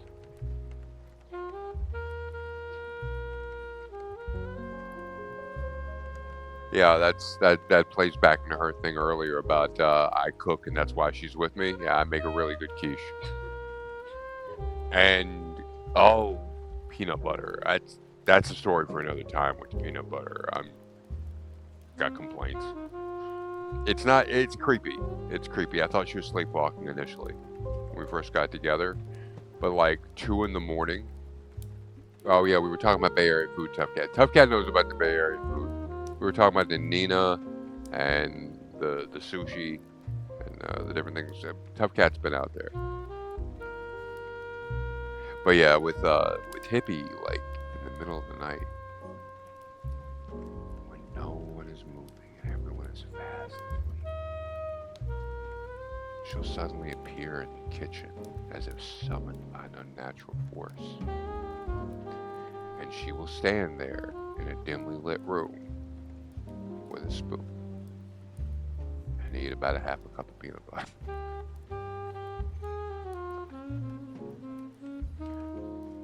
I don't know what stage of consciousness she is at that point.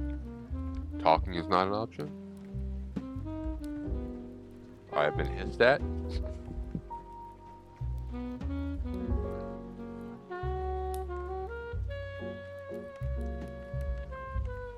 Yeah, I ain't afraid of much, but I gotta sleep sometimes, so I'll let her have it.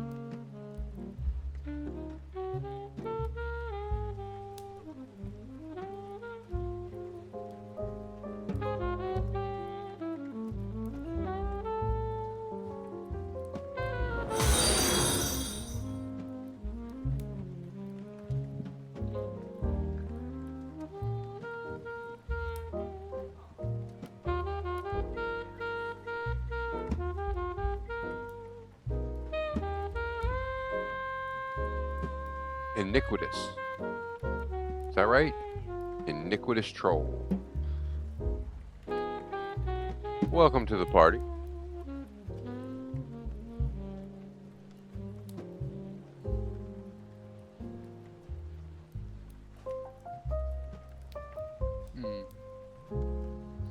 See, I like getting the Reese Cups chips.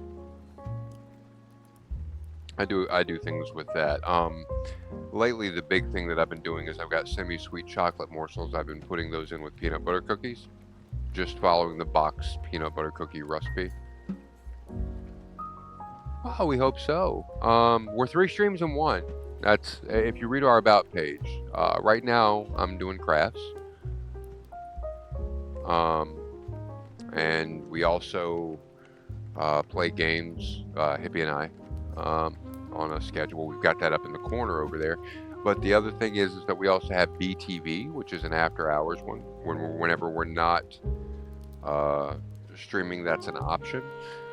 It's going to be coming on at midnight Eastern Standard Time, and it stays on until 3 p.m. No lifeguard is on duty, so everybody has to be good, or else we, jerk the chat rules. But yeah, definitely enjoy your stay. Lurk if you feel like lurking. Talk if you feel like talking. God knows I talk way too much. way too much. Anyway. But my brother got me a giant snowman. Backlight.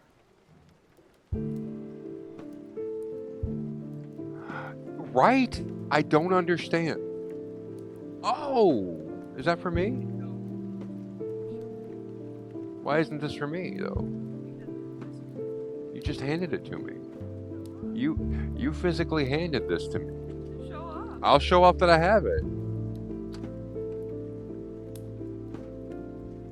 Tune in next week to see if Greg survives this encounter. Da, da, da, da.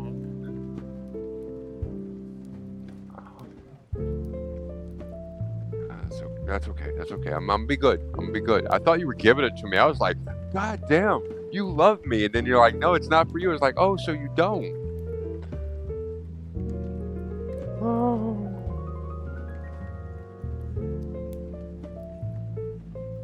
Oh. So yeah, I don't understand why. When did crocheting just become? Oh, that's a woman's thing. Really? Tying knots with a stick. That's.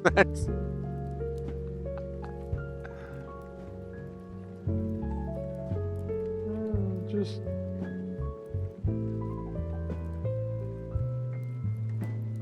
Yeah, but we actually do have I have a standard response anytime someone questions my masculinity about me crocheting. I point out that I'm a war veteran and then tell them to go fuck themselves. Because I'm an American. Welcome to the great big home of I can do whatever the hell I want. Shut up.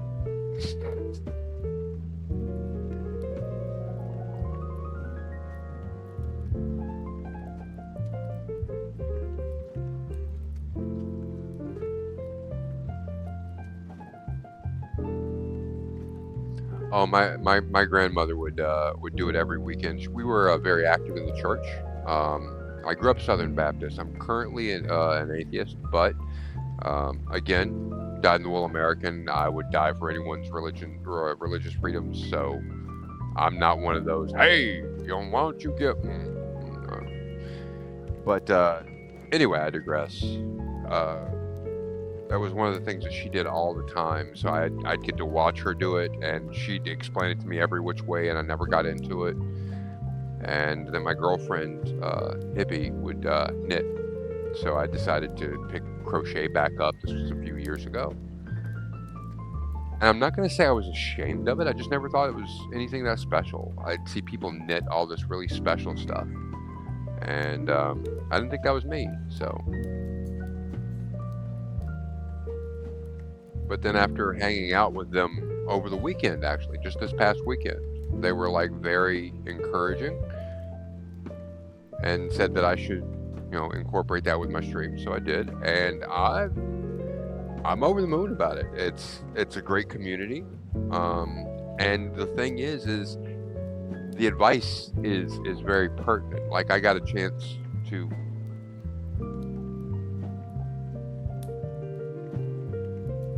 Hello. Uh-oh. Uh-oh. Do I need to get the sign out? I'm gonna have to get the sign out, I think.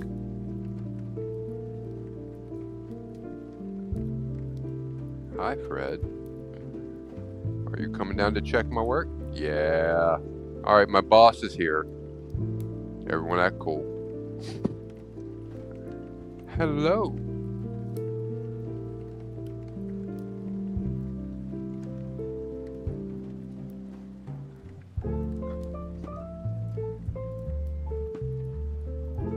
Standing rule: when the cat shows up, the cat gets pettings. So she's the boss, or she's one of 3 bosses. So this is on our cat chart. Let me get this man. This is Fred. It's this one right here. She's the baby. Not in terms of age, but in terms of size. She's little and spunky. Daphne's younger than her, but Daphne is the biggest one. And that is, let me find my finger, here we go, that would be Daphne. And that's Velma. They are named after the mystery team from Scooby-Doo. Fred is expressing her demand to sit on my lap at will. I've been working from home for the last 3 years, so she doesn't get disappointed very often with that. And if I crochet for too long, she in particular will jump up. Daphne will come up every now and then.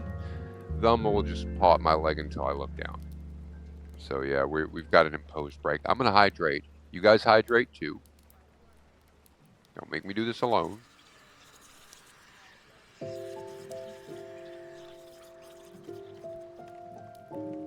hi.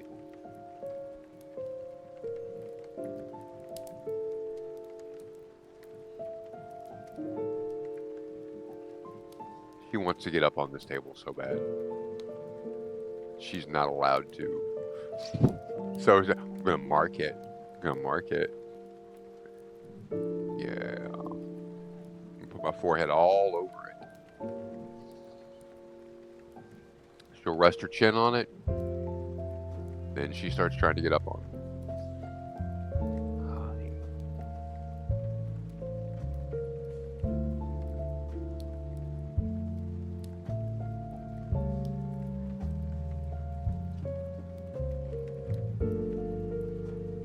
Oh, but yeah, with the crocheting, we're doing a longer than normal alpaca scarf.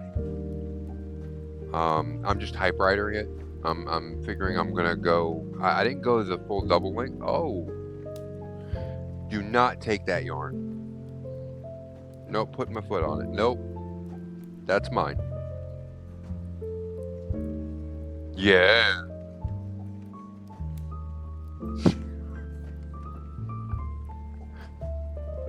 It was a heist. I'm just gonna come up and get some pens. Yoink. You are not slick.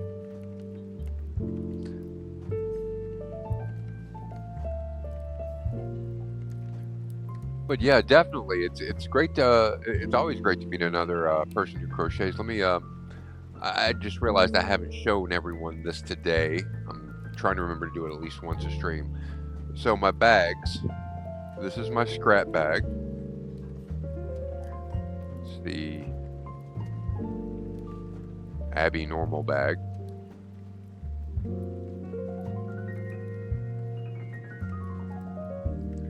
And it's a regular tote.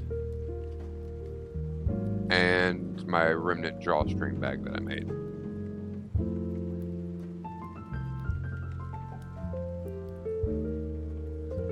So, all right. We are back at it. The heist is over. You have been foiled. Hold on. Let's see. I'm going to learn where these things are.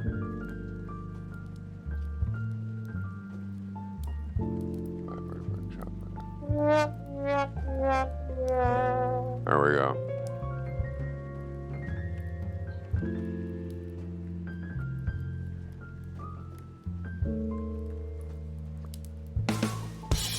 Thank you, Emmy.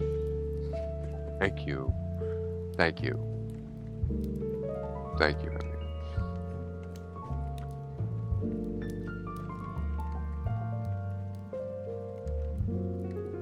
The Kung Fu is strong with her.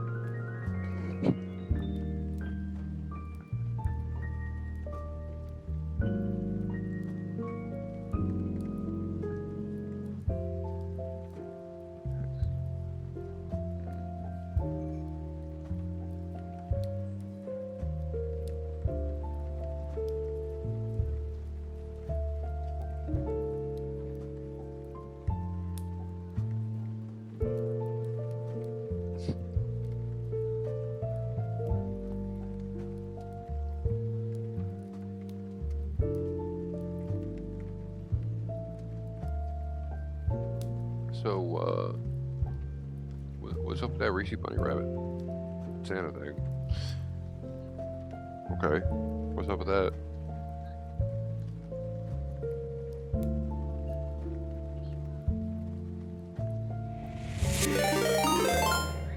Oh my goodness! I just found out I wasn't getting chocolate, and now I get a raid. Oh goodness! Welcome Raiders! Welcome Raiders! Thank you, Vixen. I hope you had a great stream. Hope you had a great stream. Oh my. Oh my. Just let's hold on. No, we're not being chill. Hype it up. Hype it up for the Raiders. Yeah. Very nice. Thank you so much.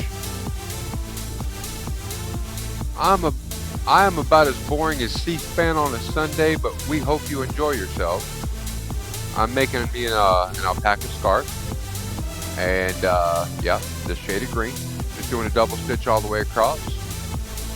Just doing a chill out.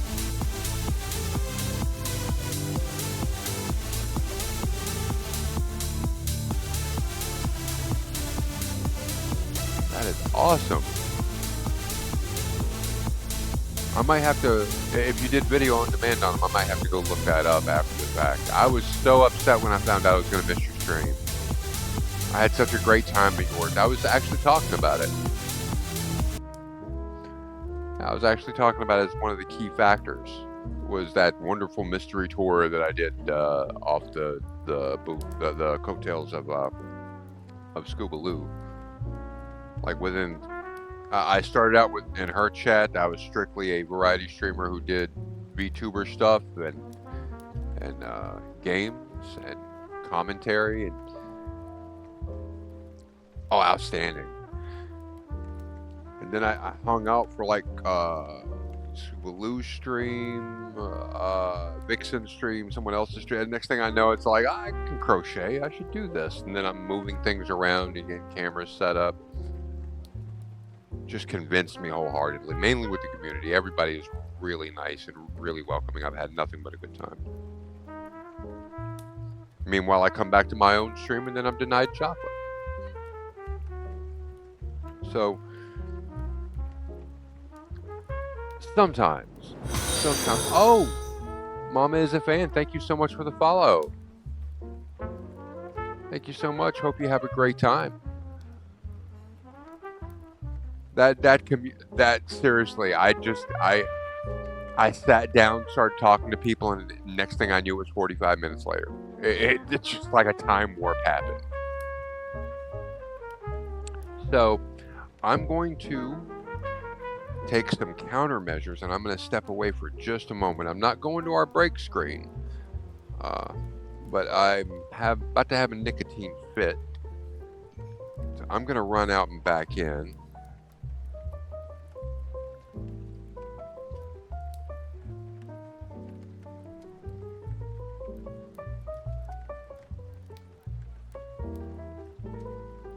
We're having a small war.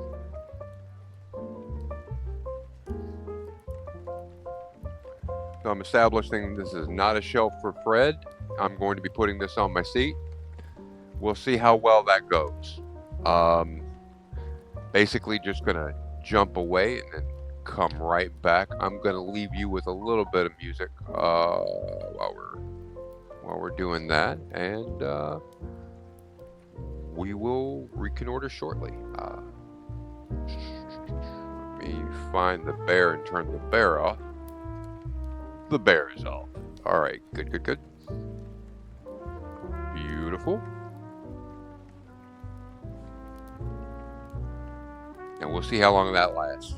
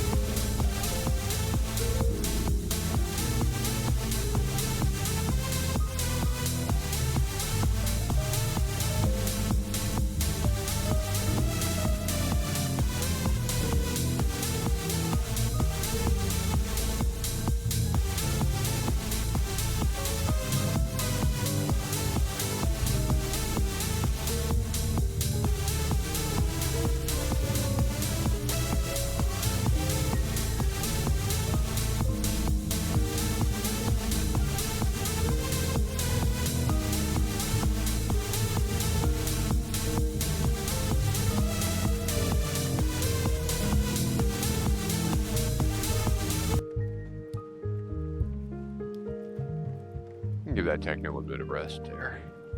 There we go. And yes, I actually write things on for the cat because I'm that weird. I'm the type of person who, if I'm angry at my fish, I'll put the fish in the closet and then lock the closet door.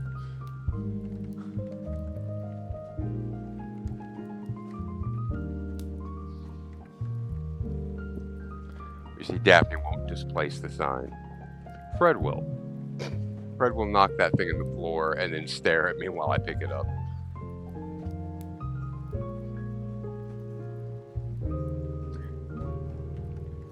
Like, we don't even have real furniture in the living room because of the cats. They like to scratch up wood stuff, so we just got fluff chairs. If you've ever seen them, they're actually, Velma's sitting on one right there. They're huge beanbag chairs filled with foam, memory foam. And they are massively comfortable. They have to be refluffed every now and then, but yeah, if you crochet yourself a nice blanket, we actually refer to it as the time machine when you combine two things. That's the fluff chair and this blanket, right? If I can get my hand working with me. God, my fingernails are dirty. This one is a 75-pound blanket. I don't even know how many rows it is. It's 18 feet by 16 feet. It weighs about 75 pounds, somewhere in the 34 kilogram range. If you lay in a fluff chair, really comfortable, feels like you're suspended in air, then you pull this thing up over you, you immediately get warm and you feel that weight down on you, pressing on you, and oh, you're asleep. It's immediately 3 hours later. There is no such thing as a 15-minute nap under that deal. You're going into suspended animation.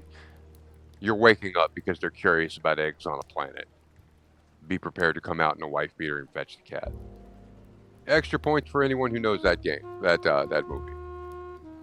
If you don't know that movie, I'm very upset with you.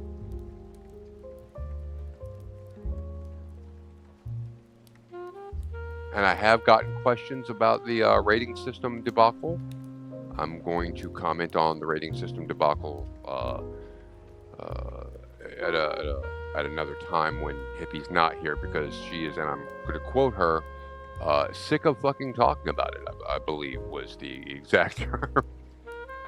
But I also was a little bit late starting the stream because I was making a video for a friend, Scoobaloo, because I said something in her chat. I'm going to go ahead and load that up now. Media source. I'm going to try this again.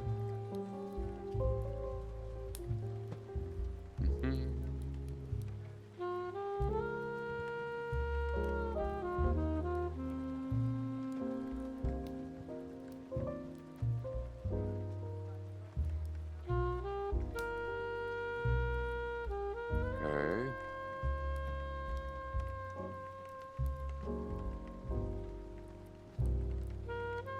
No, it does not want to work. I do not know why.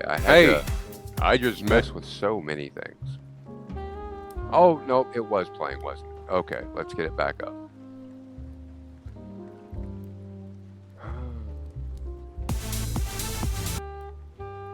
Kill that. I had the jazz music behind Mr. Big. I had to play Mr. Big a little while ago. Someone was talking about how horrible incels were, and I had to pull up the incel anthem, which is, of course, by Mr. Big, Next to Be With You. That song is freaking scary. All right, so media source, browse. We're going to go to the This Is Crazy line. Going to say okay and pause it. It's paused.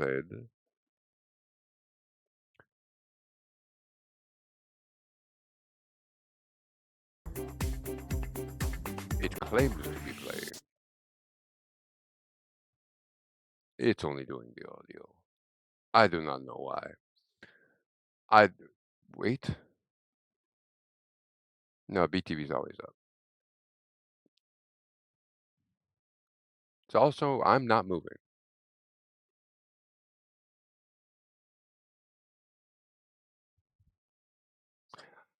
I'm not present.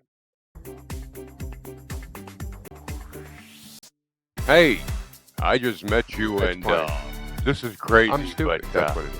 I'm a grizzly and may have rabies. Yeah.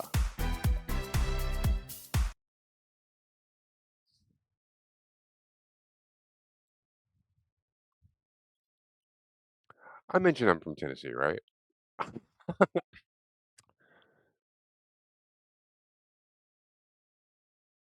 Oh, sweet. Vixen, the thing about Velma that I always find really cool is she's so rare because most orange cats that you find are male. They're almost always toms. I looked it up and it's something like 80% of the time they're male. So she's always very special to me.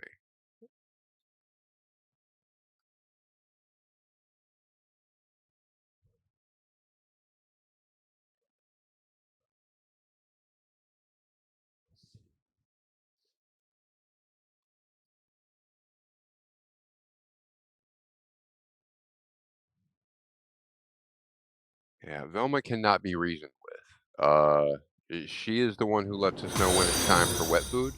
Oh, Angelic Dreamer, thank you so much for the follow. Um, yeah, I'm trying to figure out who the yarn artist would be. I think they're talking about somebody else. Uh, hmm? They're crazy. Uh, I I I tie knots with a stick. However, I do have a lot of yarn. I'm more like a yarn baron. I'm debating about just getting a picture, reorganizing all my yarn and just throwing all the skeins in the middle of the floor and taking a picture of it. I when I buy it, I go through Alibaba and I'll choose a particular color and grade and buy it in wholesale.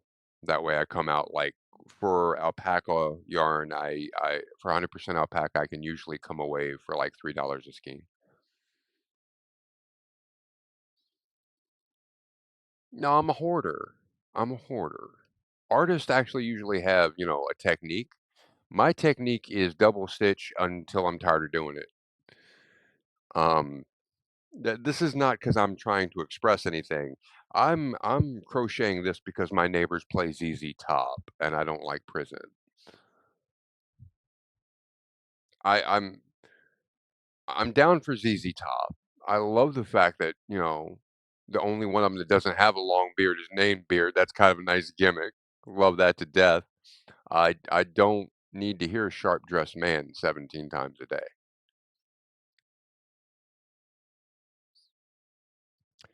I'm good at other things. I just don't think of it as impressive.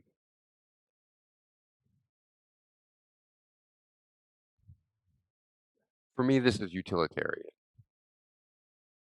Now, there are things I am ego-driven about. Greg, you don't know this about psychology. Fetch me the big book of crazy, which is what I call the DSM-5.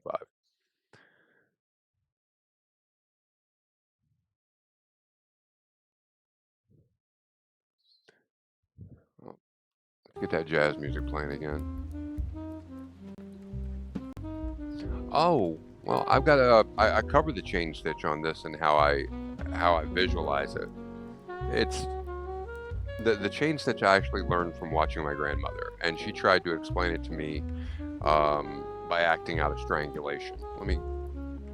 We'll go through that again really quick. Oh, well, haven't shown these either.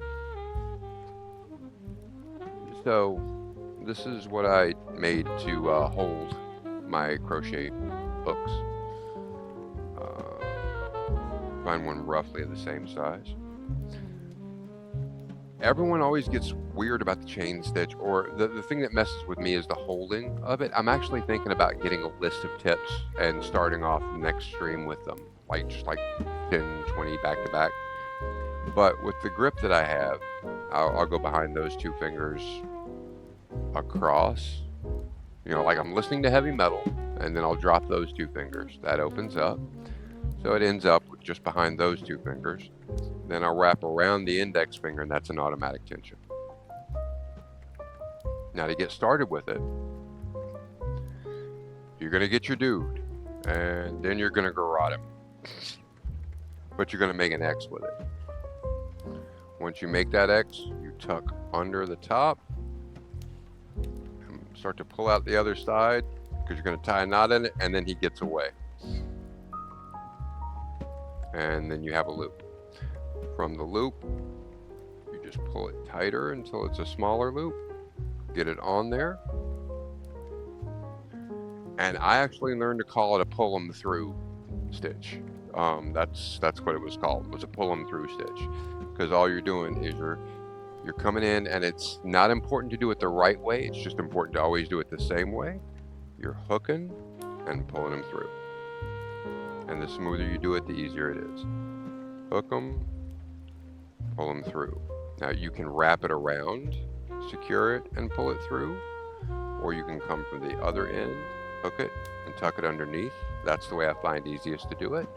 And then you end up with that little foundation stitch, or the chain stitch that you're actually going to be working off of. And if you ever make a mistake, very forgiving.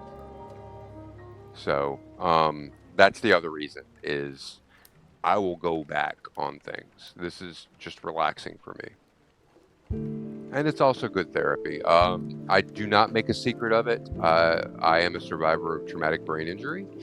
I have a condition due to the fact that I wanted to be Ernest Hemingway when I was younger, where, a lot of head damage seemed like a good idea at the time. So this helps with essential tremors and dexterity. And I've been doing it since 2016.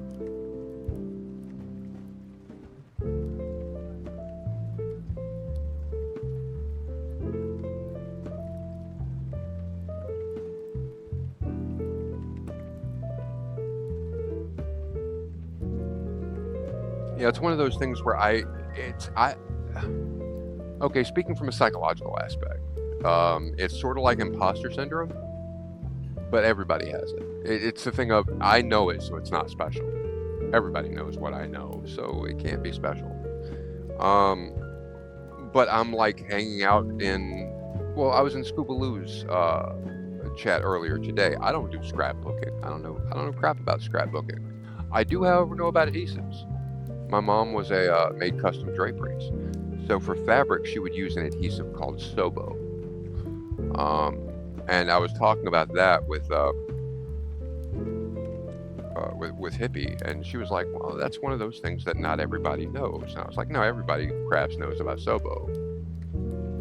And then in the next stream I went to, I just mentioned it because they were working with fabrics, and they didn't. So everybody has something to contribute. Everybody has a different life experience, and if we all hang out and we all help each other, then we all get better stuff together.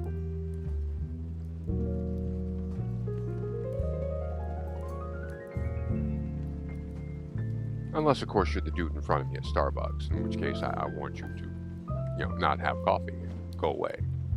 So I'm further up in the queue. I actually don't like being at the front of the line. I like being next. That's fun.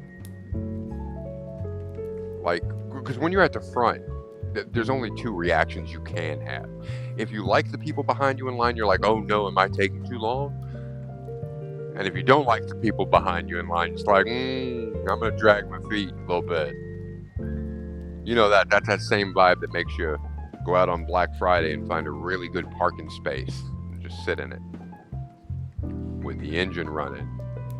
Just every now and then turn the backup lights on and watch how many people start driving 3 lanes over.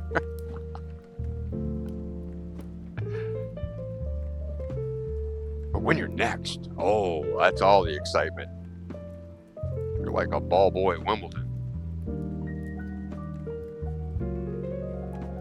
Now, I've been thinking about the crocheting thing, and it's not that I'm embarrassed about crocheting, and ironically, it has the same outcome. I like crocheting. I tell people I crochet. I give out. I have never sold a scarf. I give them to people as gifts, and I let people see me doing it all the time. It's just a matter of, I don't think it's that unique. I've seen people who are much faster than me, who are much more consistent than me, and who are better than me. So I just sort of go like, I'm average at best.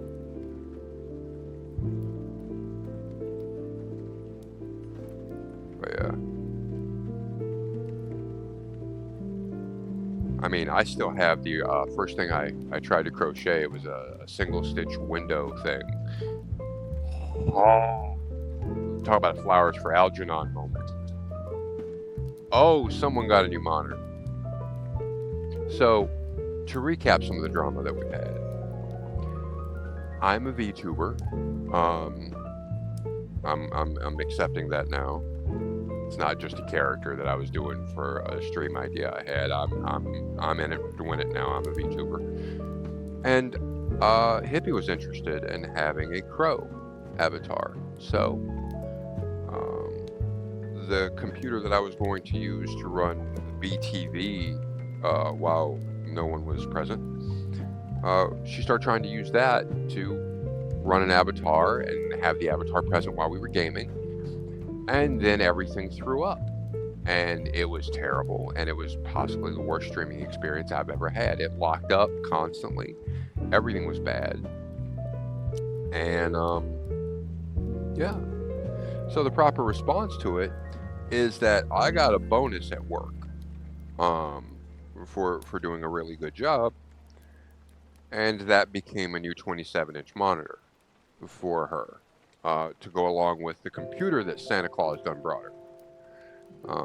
So that should be arriving. See, the monitor just arrived. It arrived. We're gonna get some fooding to eat it. Hence is for the masses. So that should be arriving like next week by the 5th at the latest. So she may be having her own stream soon. I think I've got the bug on her. She's had she thought it was a decent idea, and then I pulled a sneaky on her. She had the day off today, and I've been getting her to follow through and meet some of the people that I've met and see some of the streams of the people that I've been talking to. And wouldn't you know it, she likes them too, and she's thinking about her crafts that she can do. And it's gone from a situation of do we have enough content to do we have enough time. It's like, thanks to Scoobaloo, we've got 15 games that we haven't touched yet. I'm known for playing Hitman. I don't think I've played Hitman on stream since September. It was the first game I played. And I've enjoyed everything else immensely. So it's about having a good time. We're having fun with it. The way we're approaching it is anything we do is going to be random until we commit the time for it. And then when we commit the time for it, it goes up on the schedule in the corner. Right now, we have BTV 5 days a week, Monday through Friday, midnight to 3 p.m. That's where this TV is much bigger. And we have avatars lip syncing to requested songs. We have about 158 songs currently, and a total of 231 videos. Some are promotional. Made a commercial for Red Claw.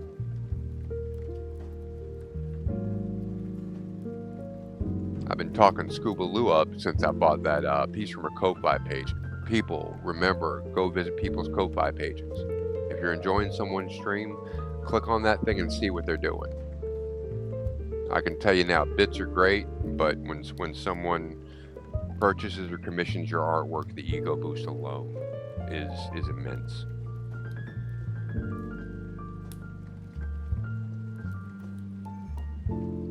The funny thing is I'm an evil character. One of the bases is that Greg the Grizzly doesn't answer questions and he hates everybody. So, needless to say, we've sort of left that by the wayside. We're just having fun with it. Greg's me, pretty much. Except since I'm fictionalizing it, he was in units that all had very attractive unit badges. I'll leave that one there for now.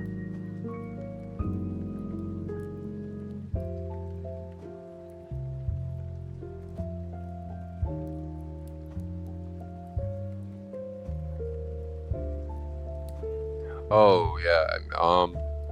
I'll do 2 of the mixed salmons.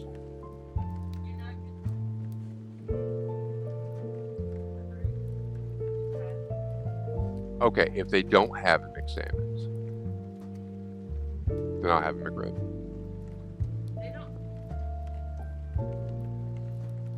I saw a picture of one online, so that means they're up, right? Then why do we live here? Oh yeah. Oh, in that case, I'm sorry.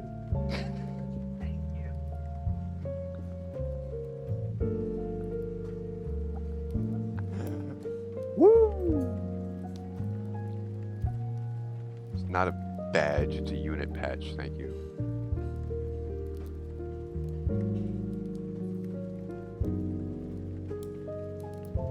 So just to stir the controversy a little bit, since I'm an American, I'm going to tell everybody my opinion on pronouns. I had a friend when I was in high school. His name was Percy. Very nice guy. Would give you the shirt off his back. Was not a main character type person. He was like the tag along. He was the spike dog who would be jumping around the bulldog all the time. But he wasn't a Percy. He preferred to be called Mac. And so everybody called him Mac. And he was happy. And it didn't affect anybody's shit. And when we messed it up, we apologized and said, "Oops, my bad." And then we moved on. I don't see how that's different. I mean, it's not like the gay marriage thing where they force you to marry someone of your own sex, because that's the only way that anyone would care. People need to invest a little bit into learning to mind their own business. I'm wearing pajama pants this week. Tonight. I'm not dressed for a stream. Last time I was streaming for Christmas Eve, I was wearing a Spyro the Dragon onesie, and I'm a VTuber, so that shit wasn't even showing. That's just the breed of cat I am. So if anyone ever gets bent out of shape about, oh, well, you're a dude and you crochet. Yeah, I'm alive for one sandwich, but I'm good eating.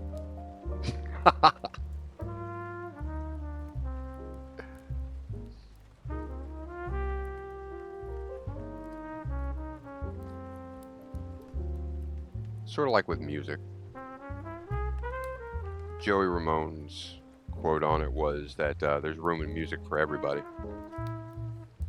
Everybody acted like that was such a controversial thing.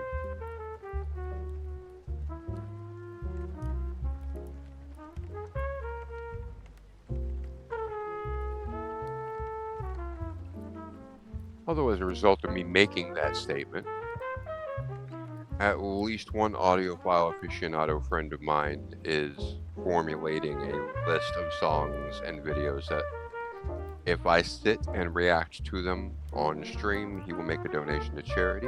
We're looking at it in February.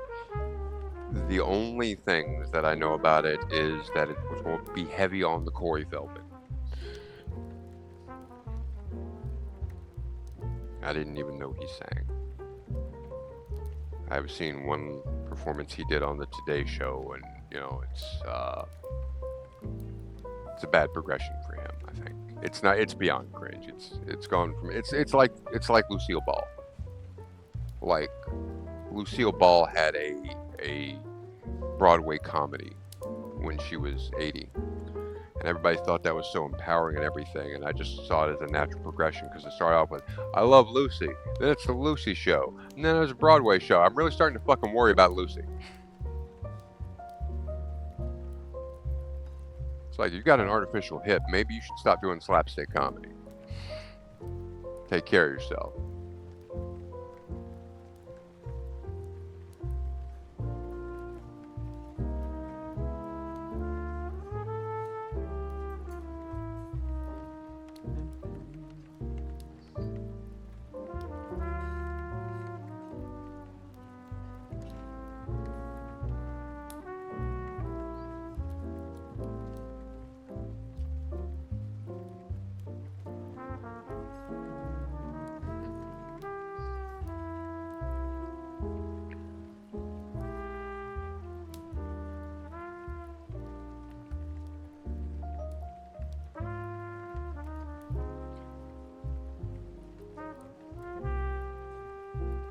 I was joking around with Hippie the other day that right around September of 2024, thinking about putting out a t-shirt.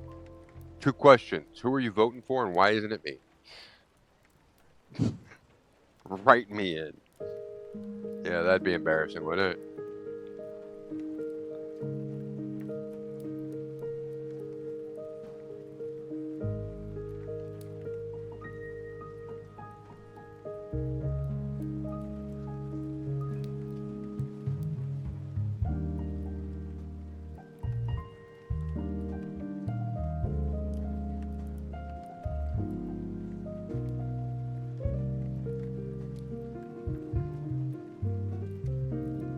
I really need to get something to measure with over here.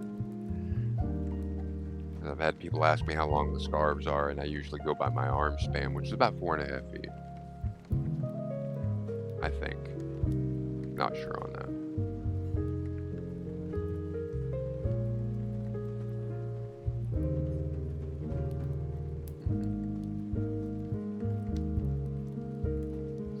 But we are doing a double stitch. And since we covered the chain stitch earlier, after you make the turn, what you're going to do, easiest way to check to see if you're right, let me get something where you can see against it.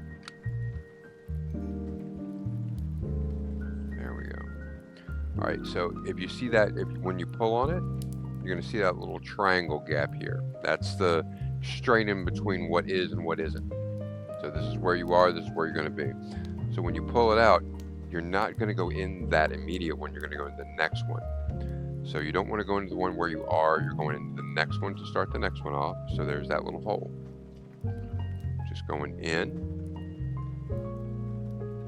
and pulling it out. Now, because we're doing a double, we're going to start by wrapping around one time before we go in. So from the beginning, we pull, we identify that hole, wrap it around, choke that guy, push it through, pull this dude out. Now we've got 3 on there. Okay, well, we do 2 at a time. We do 2 and tighten him up just a touch.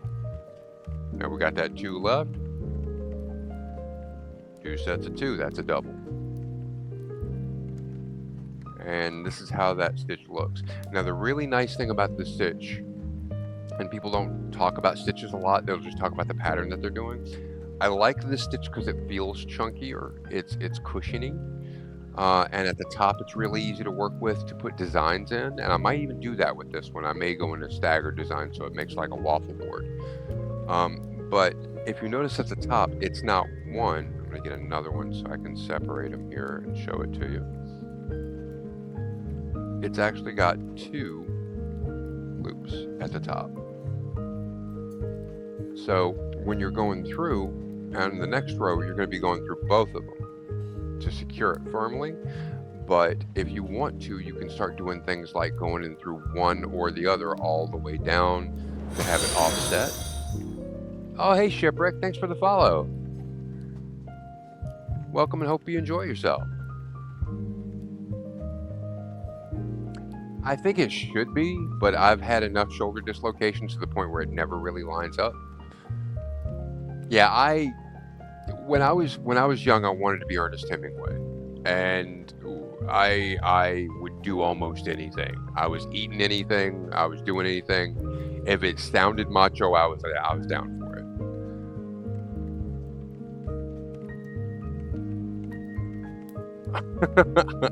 Well, if she wants to cause a catastrophe, this is where it happens. You see the picture of my bosses above me here. We've had a visit from Fred already.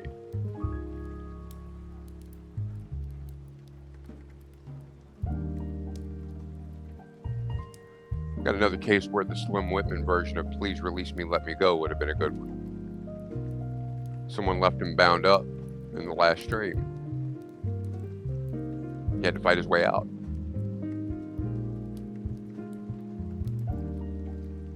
Ah, okay. Well, welcome. I don't know a bear.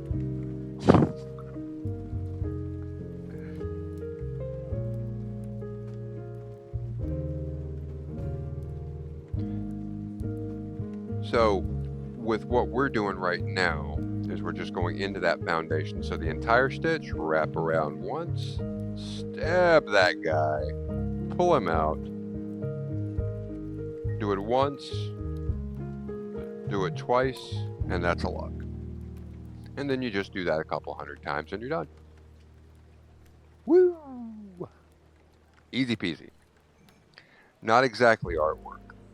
I'd make this more akin to primitive man doing a fishing net, to be honest. I've seen people crochet very delicate things and very artsy things. I'm good at this though.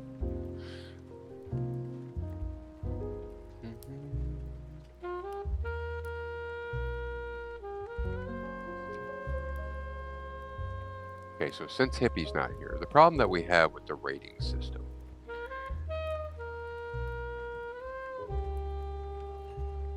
is that the rating system doesn't make sense.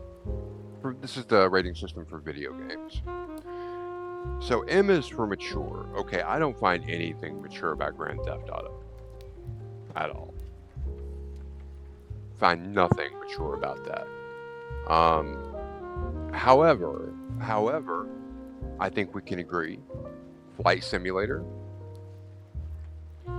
that's a game for grown-ups, I'm pretty sure.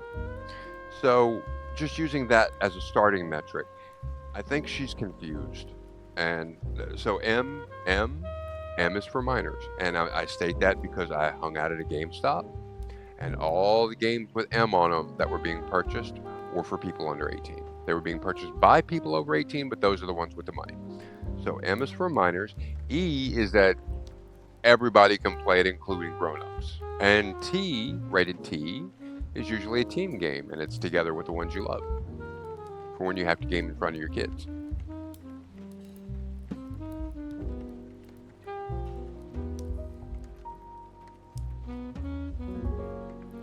My favorite example is the magnum opus that is Peppa Pig's reality generator.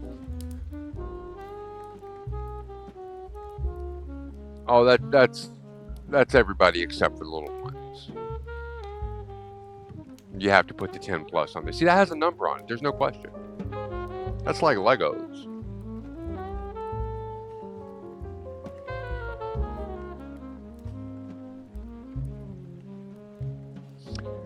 And just to countersink the point, I decided to do some research, and I went to a comic book shop.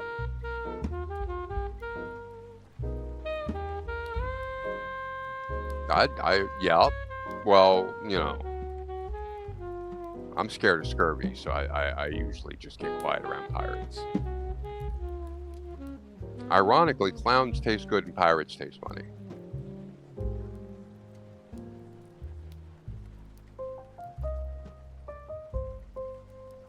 Haven't seen any R games, to be honest. May not be shopping on the right one. People try to keep games away from me, though. No one wants to know what I think of games because I roast them so hard. Usually, if I get a hold of a game, I either find it to be a life-changing experience that I truly adore, or it's absolutely terrible and I want my money and time back.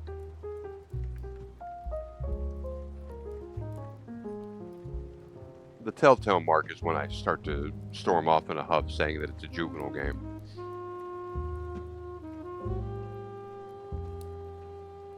But I went to the comic book shop doing my reconnoiter there.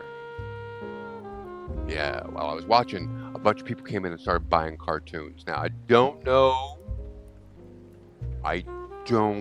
what language these mean cartoons in. But there was a type called anime, and that was rated M.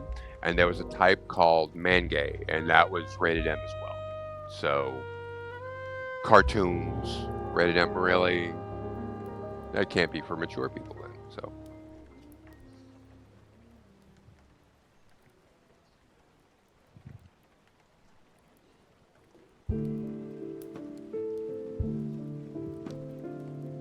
I mean, even all the adults that I see playing with, you know, I mean, maybe I just had bad Call of Duty and Fortnite experiences. Fortnite is I like watching people play Fortnite. I have the worst luck. Like every time I get into a lobby, going by the way people behave, I always end up with the people training for the Olympics. Oh, you're terrible. Yes, I am. Are you playing on an Xbox with a shotgun? Yeah. Yeah, wouldn't you? Yeah, and I'm in Menge.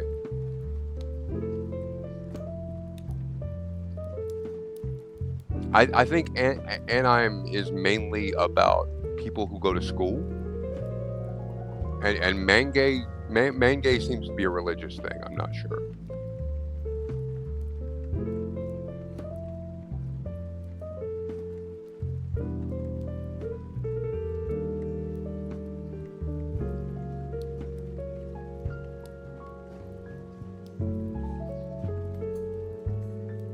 Okay, so Mech Warrior, what is that rated?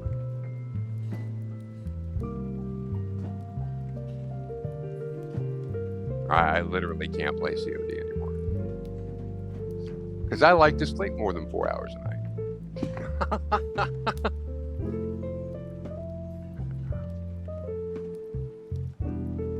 Honey, why are you holding a tomahawk? I thought I heard something.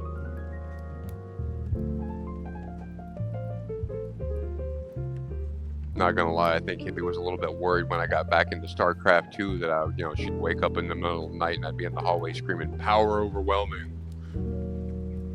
Need more pylons!"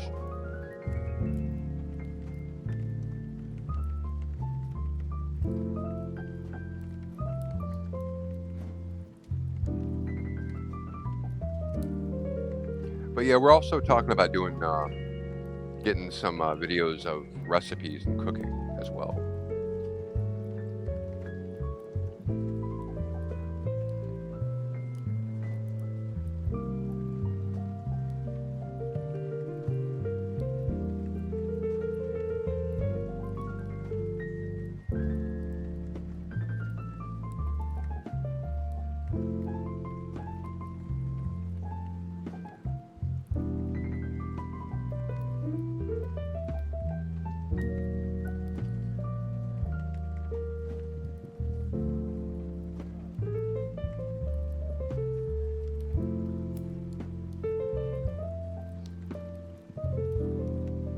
And I guess this is the part of the stream where I'm supposed to make out like I don't wear pajama bottoms all the time. I do. If I put on britches, it's because I have to go outside. No. Okay. Is Mech Warrior multiplayer?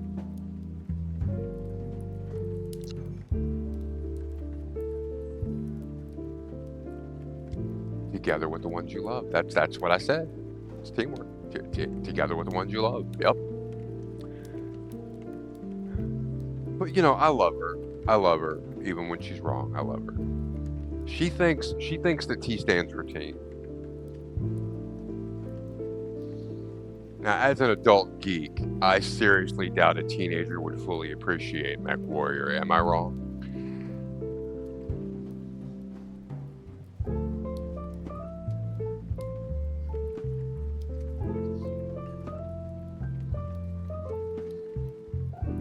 I detest jazz, but this particular piece I like it. Grabbed it randomly one night, and Tough Cat made the comment that it sounded really good, so it sort of became our unofficial official.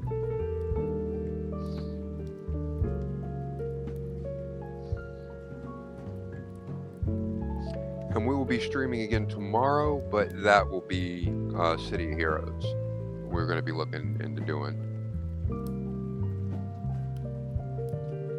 Which last night turned into playing Vermilion VR while I chatted about my hands. So, again, it's Twitch. Anything can happen, and it usually does.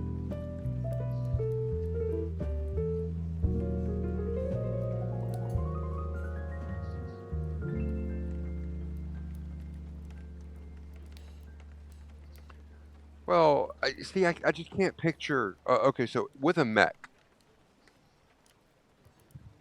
there's nothing equivalent to a liver, cause like all bear fighting is about I'm gonna flip you over and eat your liver. It's that's just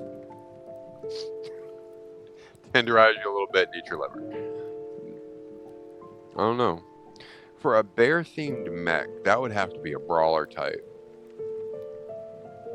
like the mech version of an A10 Warthog.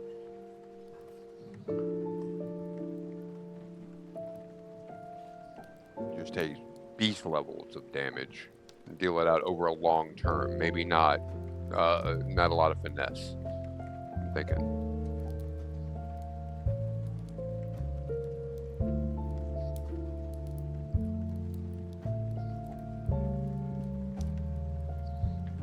So when I was growing up in Tennessee, we actually had bears. We had black bears in the area. I grew up near the Smoky Mountains. Not gonna fully dox myself, but I'll let you know that much. So we had a neighbor who would go out every day and feed the bears peanut butter in a pie pan. He had like 2 aluminum pie pans, and he'd use them until they wore out, and then he'd get more. And he'd just put like half a jar of peanut butter out for the bears every day. They'd come out and they'd eat it, and he'd watch them from a respectable distance. He was smart about it, and yeah, everything was fine until he went on a trip, and one day he wasn't there. And apparently, by the time he made it home, they had pushed down every wall in his house. Like from the outside, they didn't even bother with the door. They just pushed it in, went in looking for food, ate everything, pulled the couch into the crawl space at the bottom, tore the refrigerator into pieces. Right? It's like, hey, there was a deal made. We were here. What's up? Almost every time you get animal attacks, it's a breach of the deal. Like they had the Blackfish documentary where they had the orcas, the killer whales. You know, they're deceptively named. Kind of shocking that they might hurt somebody if strained too hard. But I digress. They believe that the trainer didn't give the orca a treat when the orca thought she deserved a treat. And all of a sudden, the role of trainer stopped, and the role of defenseless, hairless monkey beside the pool came into play. It's terrible. It's a terrible thing, but there's a direct logic to it.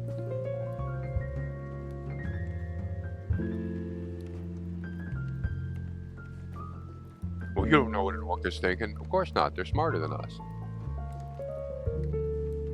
Or at the very least, they feel things different because their limbic system is huge. Like the section of your brain that mammals have to let you know how emotions work and to make you feel non-narcissistic feelings, theirs is massive. So they probably have emotions that we couldn't even comprehend.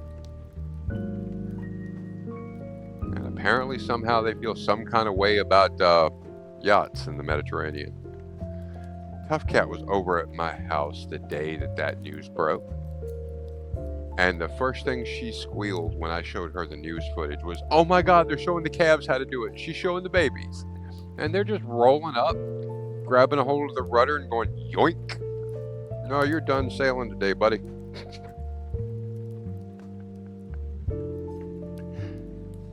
It's almost like they know they're an endangered species and there ain't anything you can do about it. Because they're not trying to hurt anybody. They're just disabling the boat. It's perfect.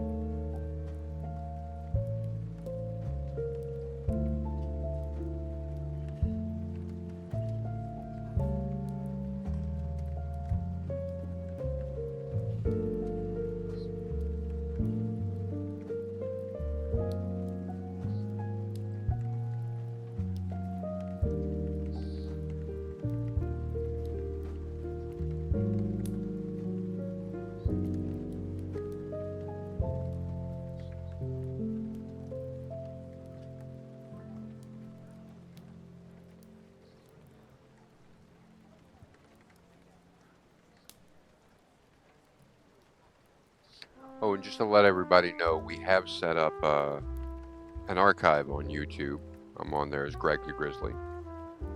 Um, it's linked from my About page, I believe it is, anyway. But yeah, it has a lot of the stuff that's here on Twitch. Some of the stuff that isn't. We actually have advertisements over there that we made. Advertising Critter Karaoke, or as it's become to be colloquially known, BTV. In terms of crafting, this is pretty much what I've got. Hippie does everything, like beading, knitting. She does everything but crochet. So that's mine. I've come to find out recently that crochet is one of the few activities that you can't have done by an industrial machine because there's too much feel. Do I think it's because of the name on which one?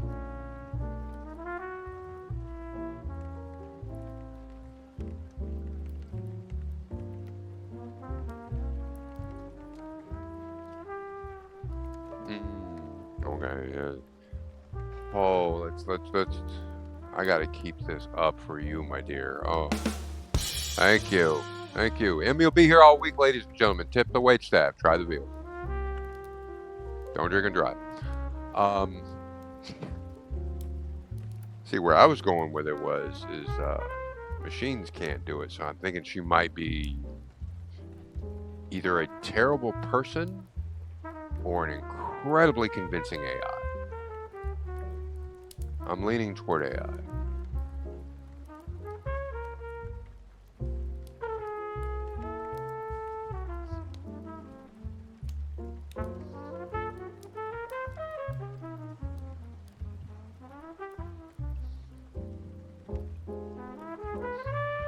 But yeah.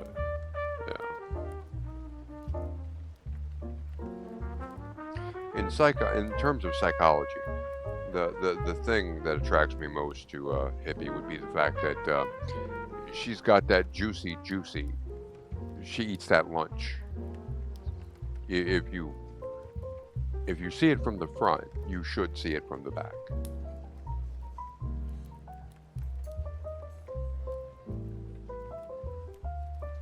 Well, I'm not sure.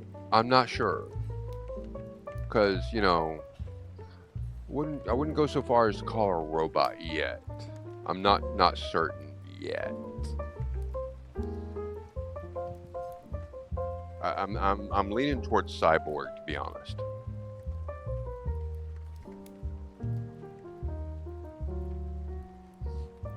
But I try to avoid them in the way I usually avoid robots and Terminators and the Decepticons is I won't date somebody if they don't like animals. And if the animals don't like them, that's... My cats don't like you, you're gone. I have made some errors of judgment when it comes to people. My cats have not. Like, even the people that my cats like who I've had falling outs with, the falling outs were totally decision things. It wasn't something about nature.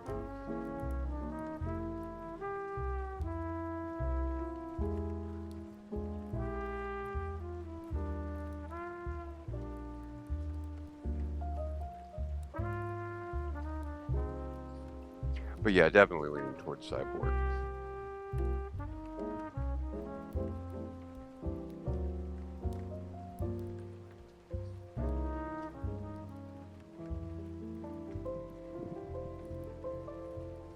One embarrassing thing I found out when I was doing the Christmas tree. I think it was about 2 a.m. Eastern Standard Time on Christmas. I was sitting here pretty much like I am now. And I started to take the blanket off my lap. I use a blanket not because my legs are cold or anything like that, but just to, if I drop anything, that way I don't have to struggle to find it. It's right there. Again, I don't have the grip I used to thanks to evolution. But, yeah, my Spyro the Dragon onesie has a tail. And in order to be comfortable when I'm sitting for long periods of time, I apparently, without thinking about it, tuck the tail between my legs. And, yeah, I don't know what the technical term for what was going on with that under the blanket was, but it looked like a bannable offense, so I got really worried about that and had to go back and watch the VOD, to make sure everything was cool. It was like I turned last night to show the cat, and I almost got our faces on the Twitch stream, which would have been a violation of our agreement for VOD. I got warrants and shit.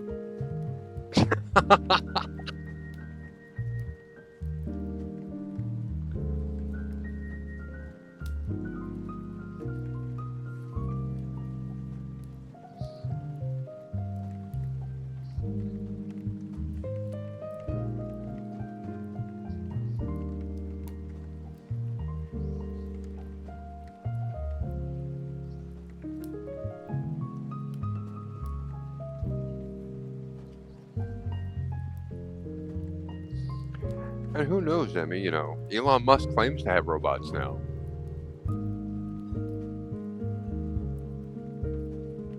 But he also claimed to know how to run Twitter. Oh, I'm sorry, X.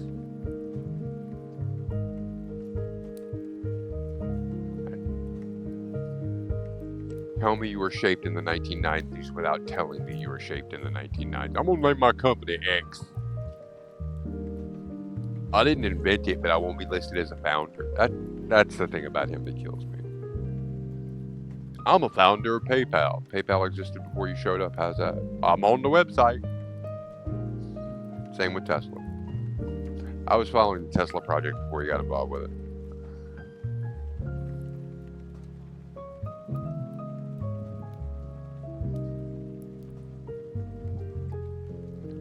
Generally, the rule of thumb is nobody roots for Goliath anyway. Like, once you start winning, then people dislike you, no matter what you do. What was the thing with Mr. Beast? Mr. Beast dug, like, multiple wells in remote areas of Africa, and then people got upset about it.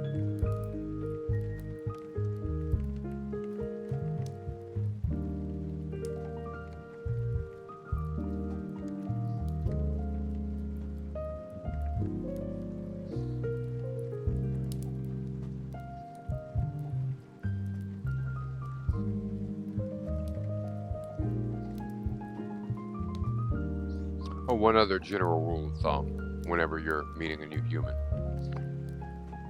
What I've found is if a human ever looks you dead in the mouth and says, "Don't worry, I never get offended," you are going to offend that person within 30 days. That person is going to get hugely offended by something you said or did. Because it's possible to offend anyone. Like, I was telling, I believe it was Emmy, I was telling last night, I can tell you how to offend me. Difference is that me being offended doesn't give me any currency to make you stop. I don't have a right not to be offended. Now, if we start talking about actionable stuff, like you're violating someone's rights, that's a different ballgame.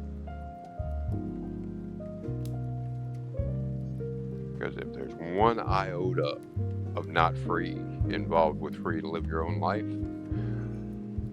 not going to be a fan of it.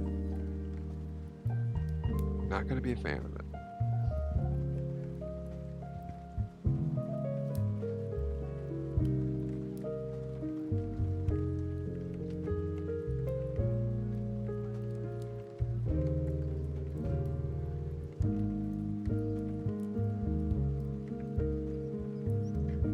I did hear in the news that listen to billions of dollars. Well, that's the thing. It's the thing that I find really interesting about celebrities is, regardless of who the celebrity is or the topic, they seem to believe they have some kind of power. And it's like politicians. It's like you have the power that you're given. Like Stephen King came out and said, "Oh, well, if you release those Epstein tapes, I'm gonna leave the country." Wow, that sounds like somebody who got something to hide, huh? Let's take a look at those names. It just sounds to me like you caught the 4-year-old taking a cookie. Don't look in the refrigerator or else I'm gonna be mad. That fridge is open.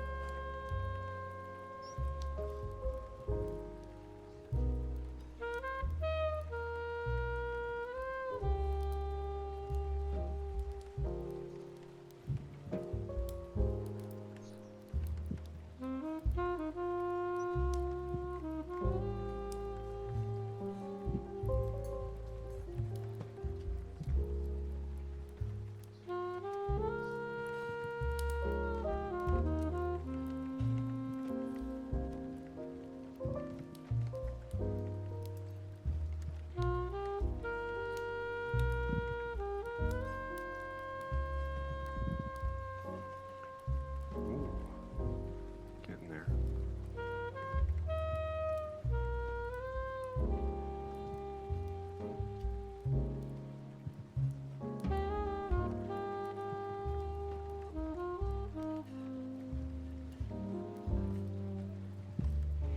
So I'll probably be at least trying out some of the games this weekend that I've won. Oh, Luna, thank you for the raid.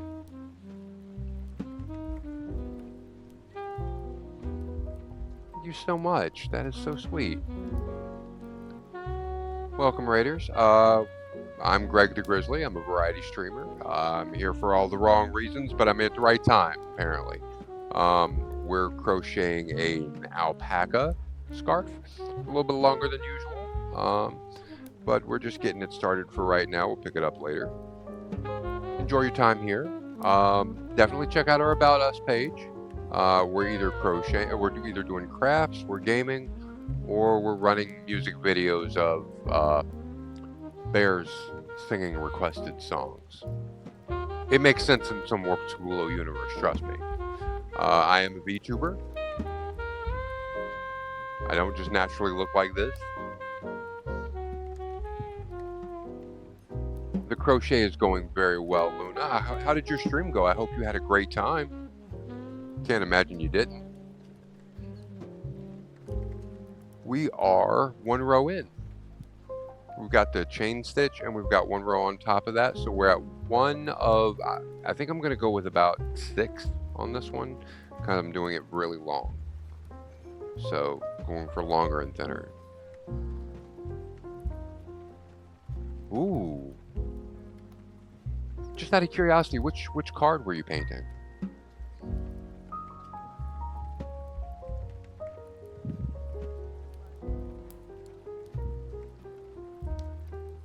Ooh.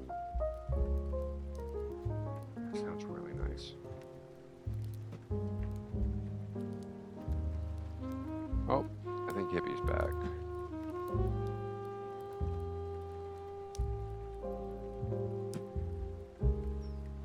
Well, hello. Luna just stopped in and raided us. Thank you.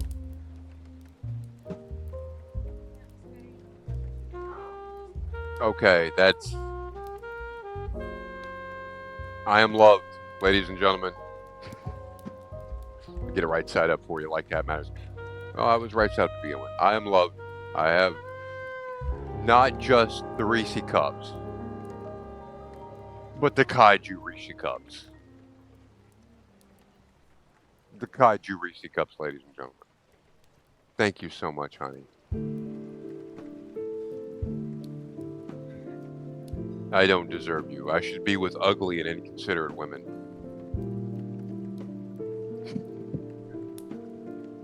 Oh my! I turn around and my bear's doing like the final scenes from Exorcist 3 Legion. Oh! I couldn't even do that voluntarily if I had to. I turned too far and it lost my eyes.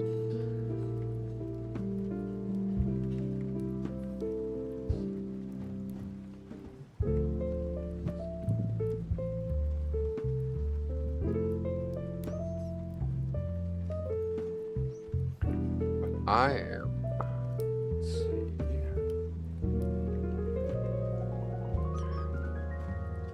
And let's see. I'm going through the reminders again. Tomorrow we will hopefully be playing City of Heroes. We were supposed to play City of Heroes last night, but we played with the VR instead. So we're going to be playing the old school 2004 game. I'm genuinely loved. I even get a fry tax. She does this because I'm incredibly cute when I chew. Observe.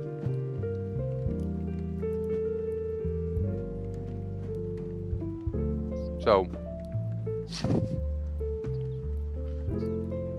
we're going to be playing City Heroes tomorrow. And then on Friday, midnight to 3, is going to be VTV as usual. No lifeguard on duty. And then I got to try out all these games that I won from Scoobaloo's chat. She did a big giveaway. Between Hippie and I, we ended up with like 17 games. So many, and not even rinky-dink games like Horror Prom was one that was speaking out to me. I'm Monster Prom.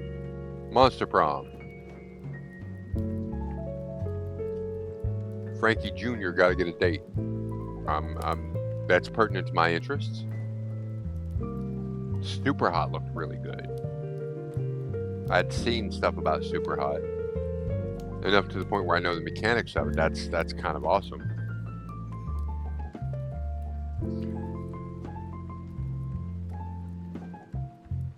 But I'll be honest, I just love Scoobaloo by the pound.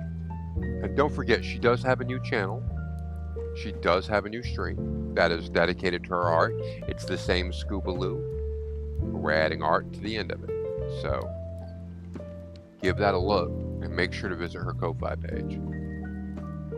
Oh, speaking of which, I'm gonna show you what you don't see on her Ko-Fi page no more. Hold on. We're gonna get it framed. And we're gonna let Tough Cat figure out where in her house to hang it. I'm gonna just slowly drag it up for you. Very shiny. This is called Jellyfish, I believe. It is so gorgeous, right? Like, I didn't even debate about it. I when I first went to her chat, I popped over to her Ko-Fi page out of curiosity, and like I hit this one. Tough Cat really likes purple, and this doesn't show up very well because of the shininess of it. But these have really, really pronounced purple accents. It's metallic. It's glittery. I mean, it's just gorgeous. I saw this and was like, "That's mine. That's mine. It's in my budget. That's coming home with me."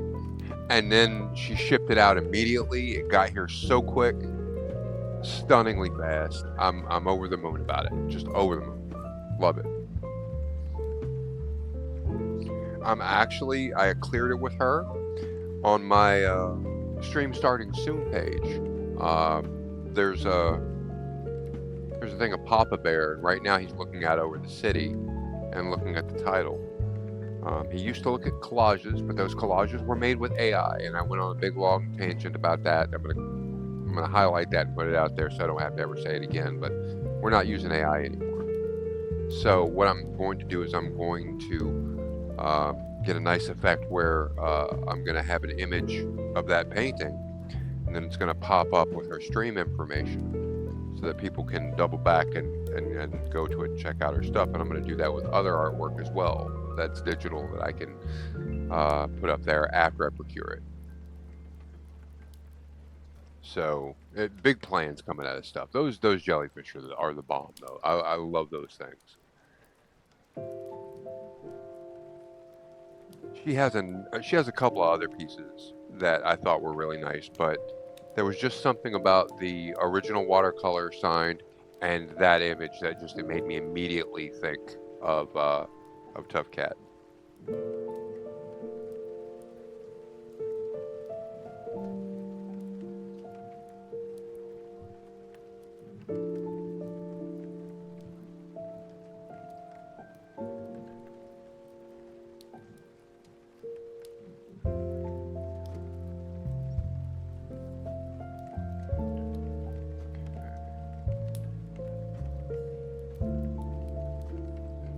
Go.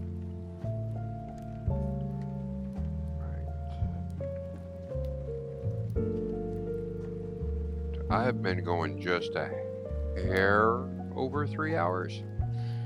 So I'm leaning towards going ahead and pick it up on this for next time, but let's review where we are. We are right close to the end. We're doing that double stitch knot. We're just gonna make it down there to the end, and I'm gonna make that turn on our next stream. If you miss it, because we're kind of chaotic right now, I'm making sure all the crochet ones, we're not using any copyrighted material. So we're putting that out on video on demand, so it'll be there for you whenever you're ready for it. But let's see, so we will go with 1, 2,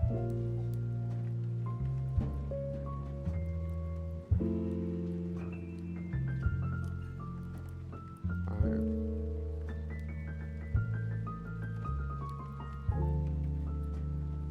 Okay, so we are at about 6.5 feet for the length on that. I'll get the exact measurement before next time.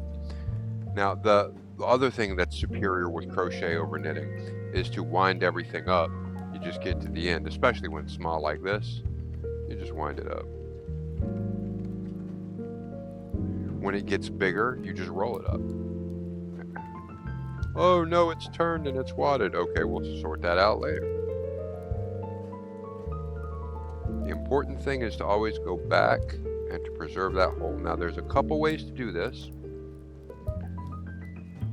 Normally what I would do is I would get a safety pin or they have these little pin things that look like padlocks that you can put on there where the tip will just go through this. This is the hole we were working out of. So it was like that when we were working. We would normally just get something in there and secure it in place. What I'm going to do for us is I'm going to put the crochet hook into the work and then just stab it into place because it's going inside of a secure bag. So I'm just going to wad it. And next time I will have my video figured out on why these clips aren't playing, and the one that is playing, that was totally on me. I was just, nope, wait.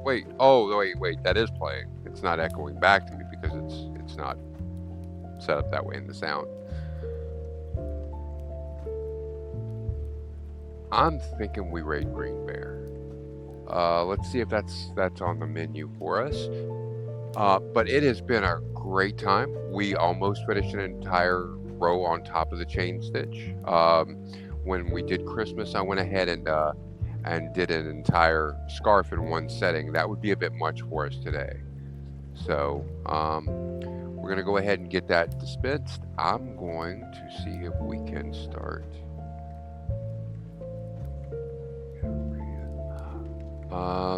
Let's see.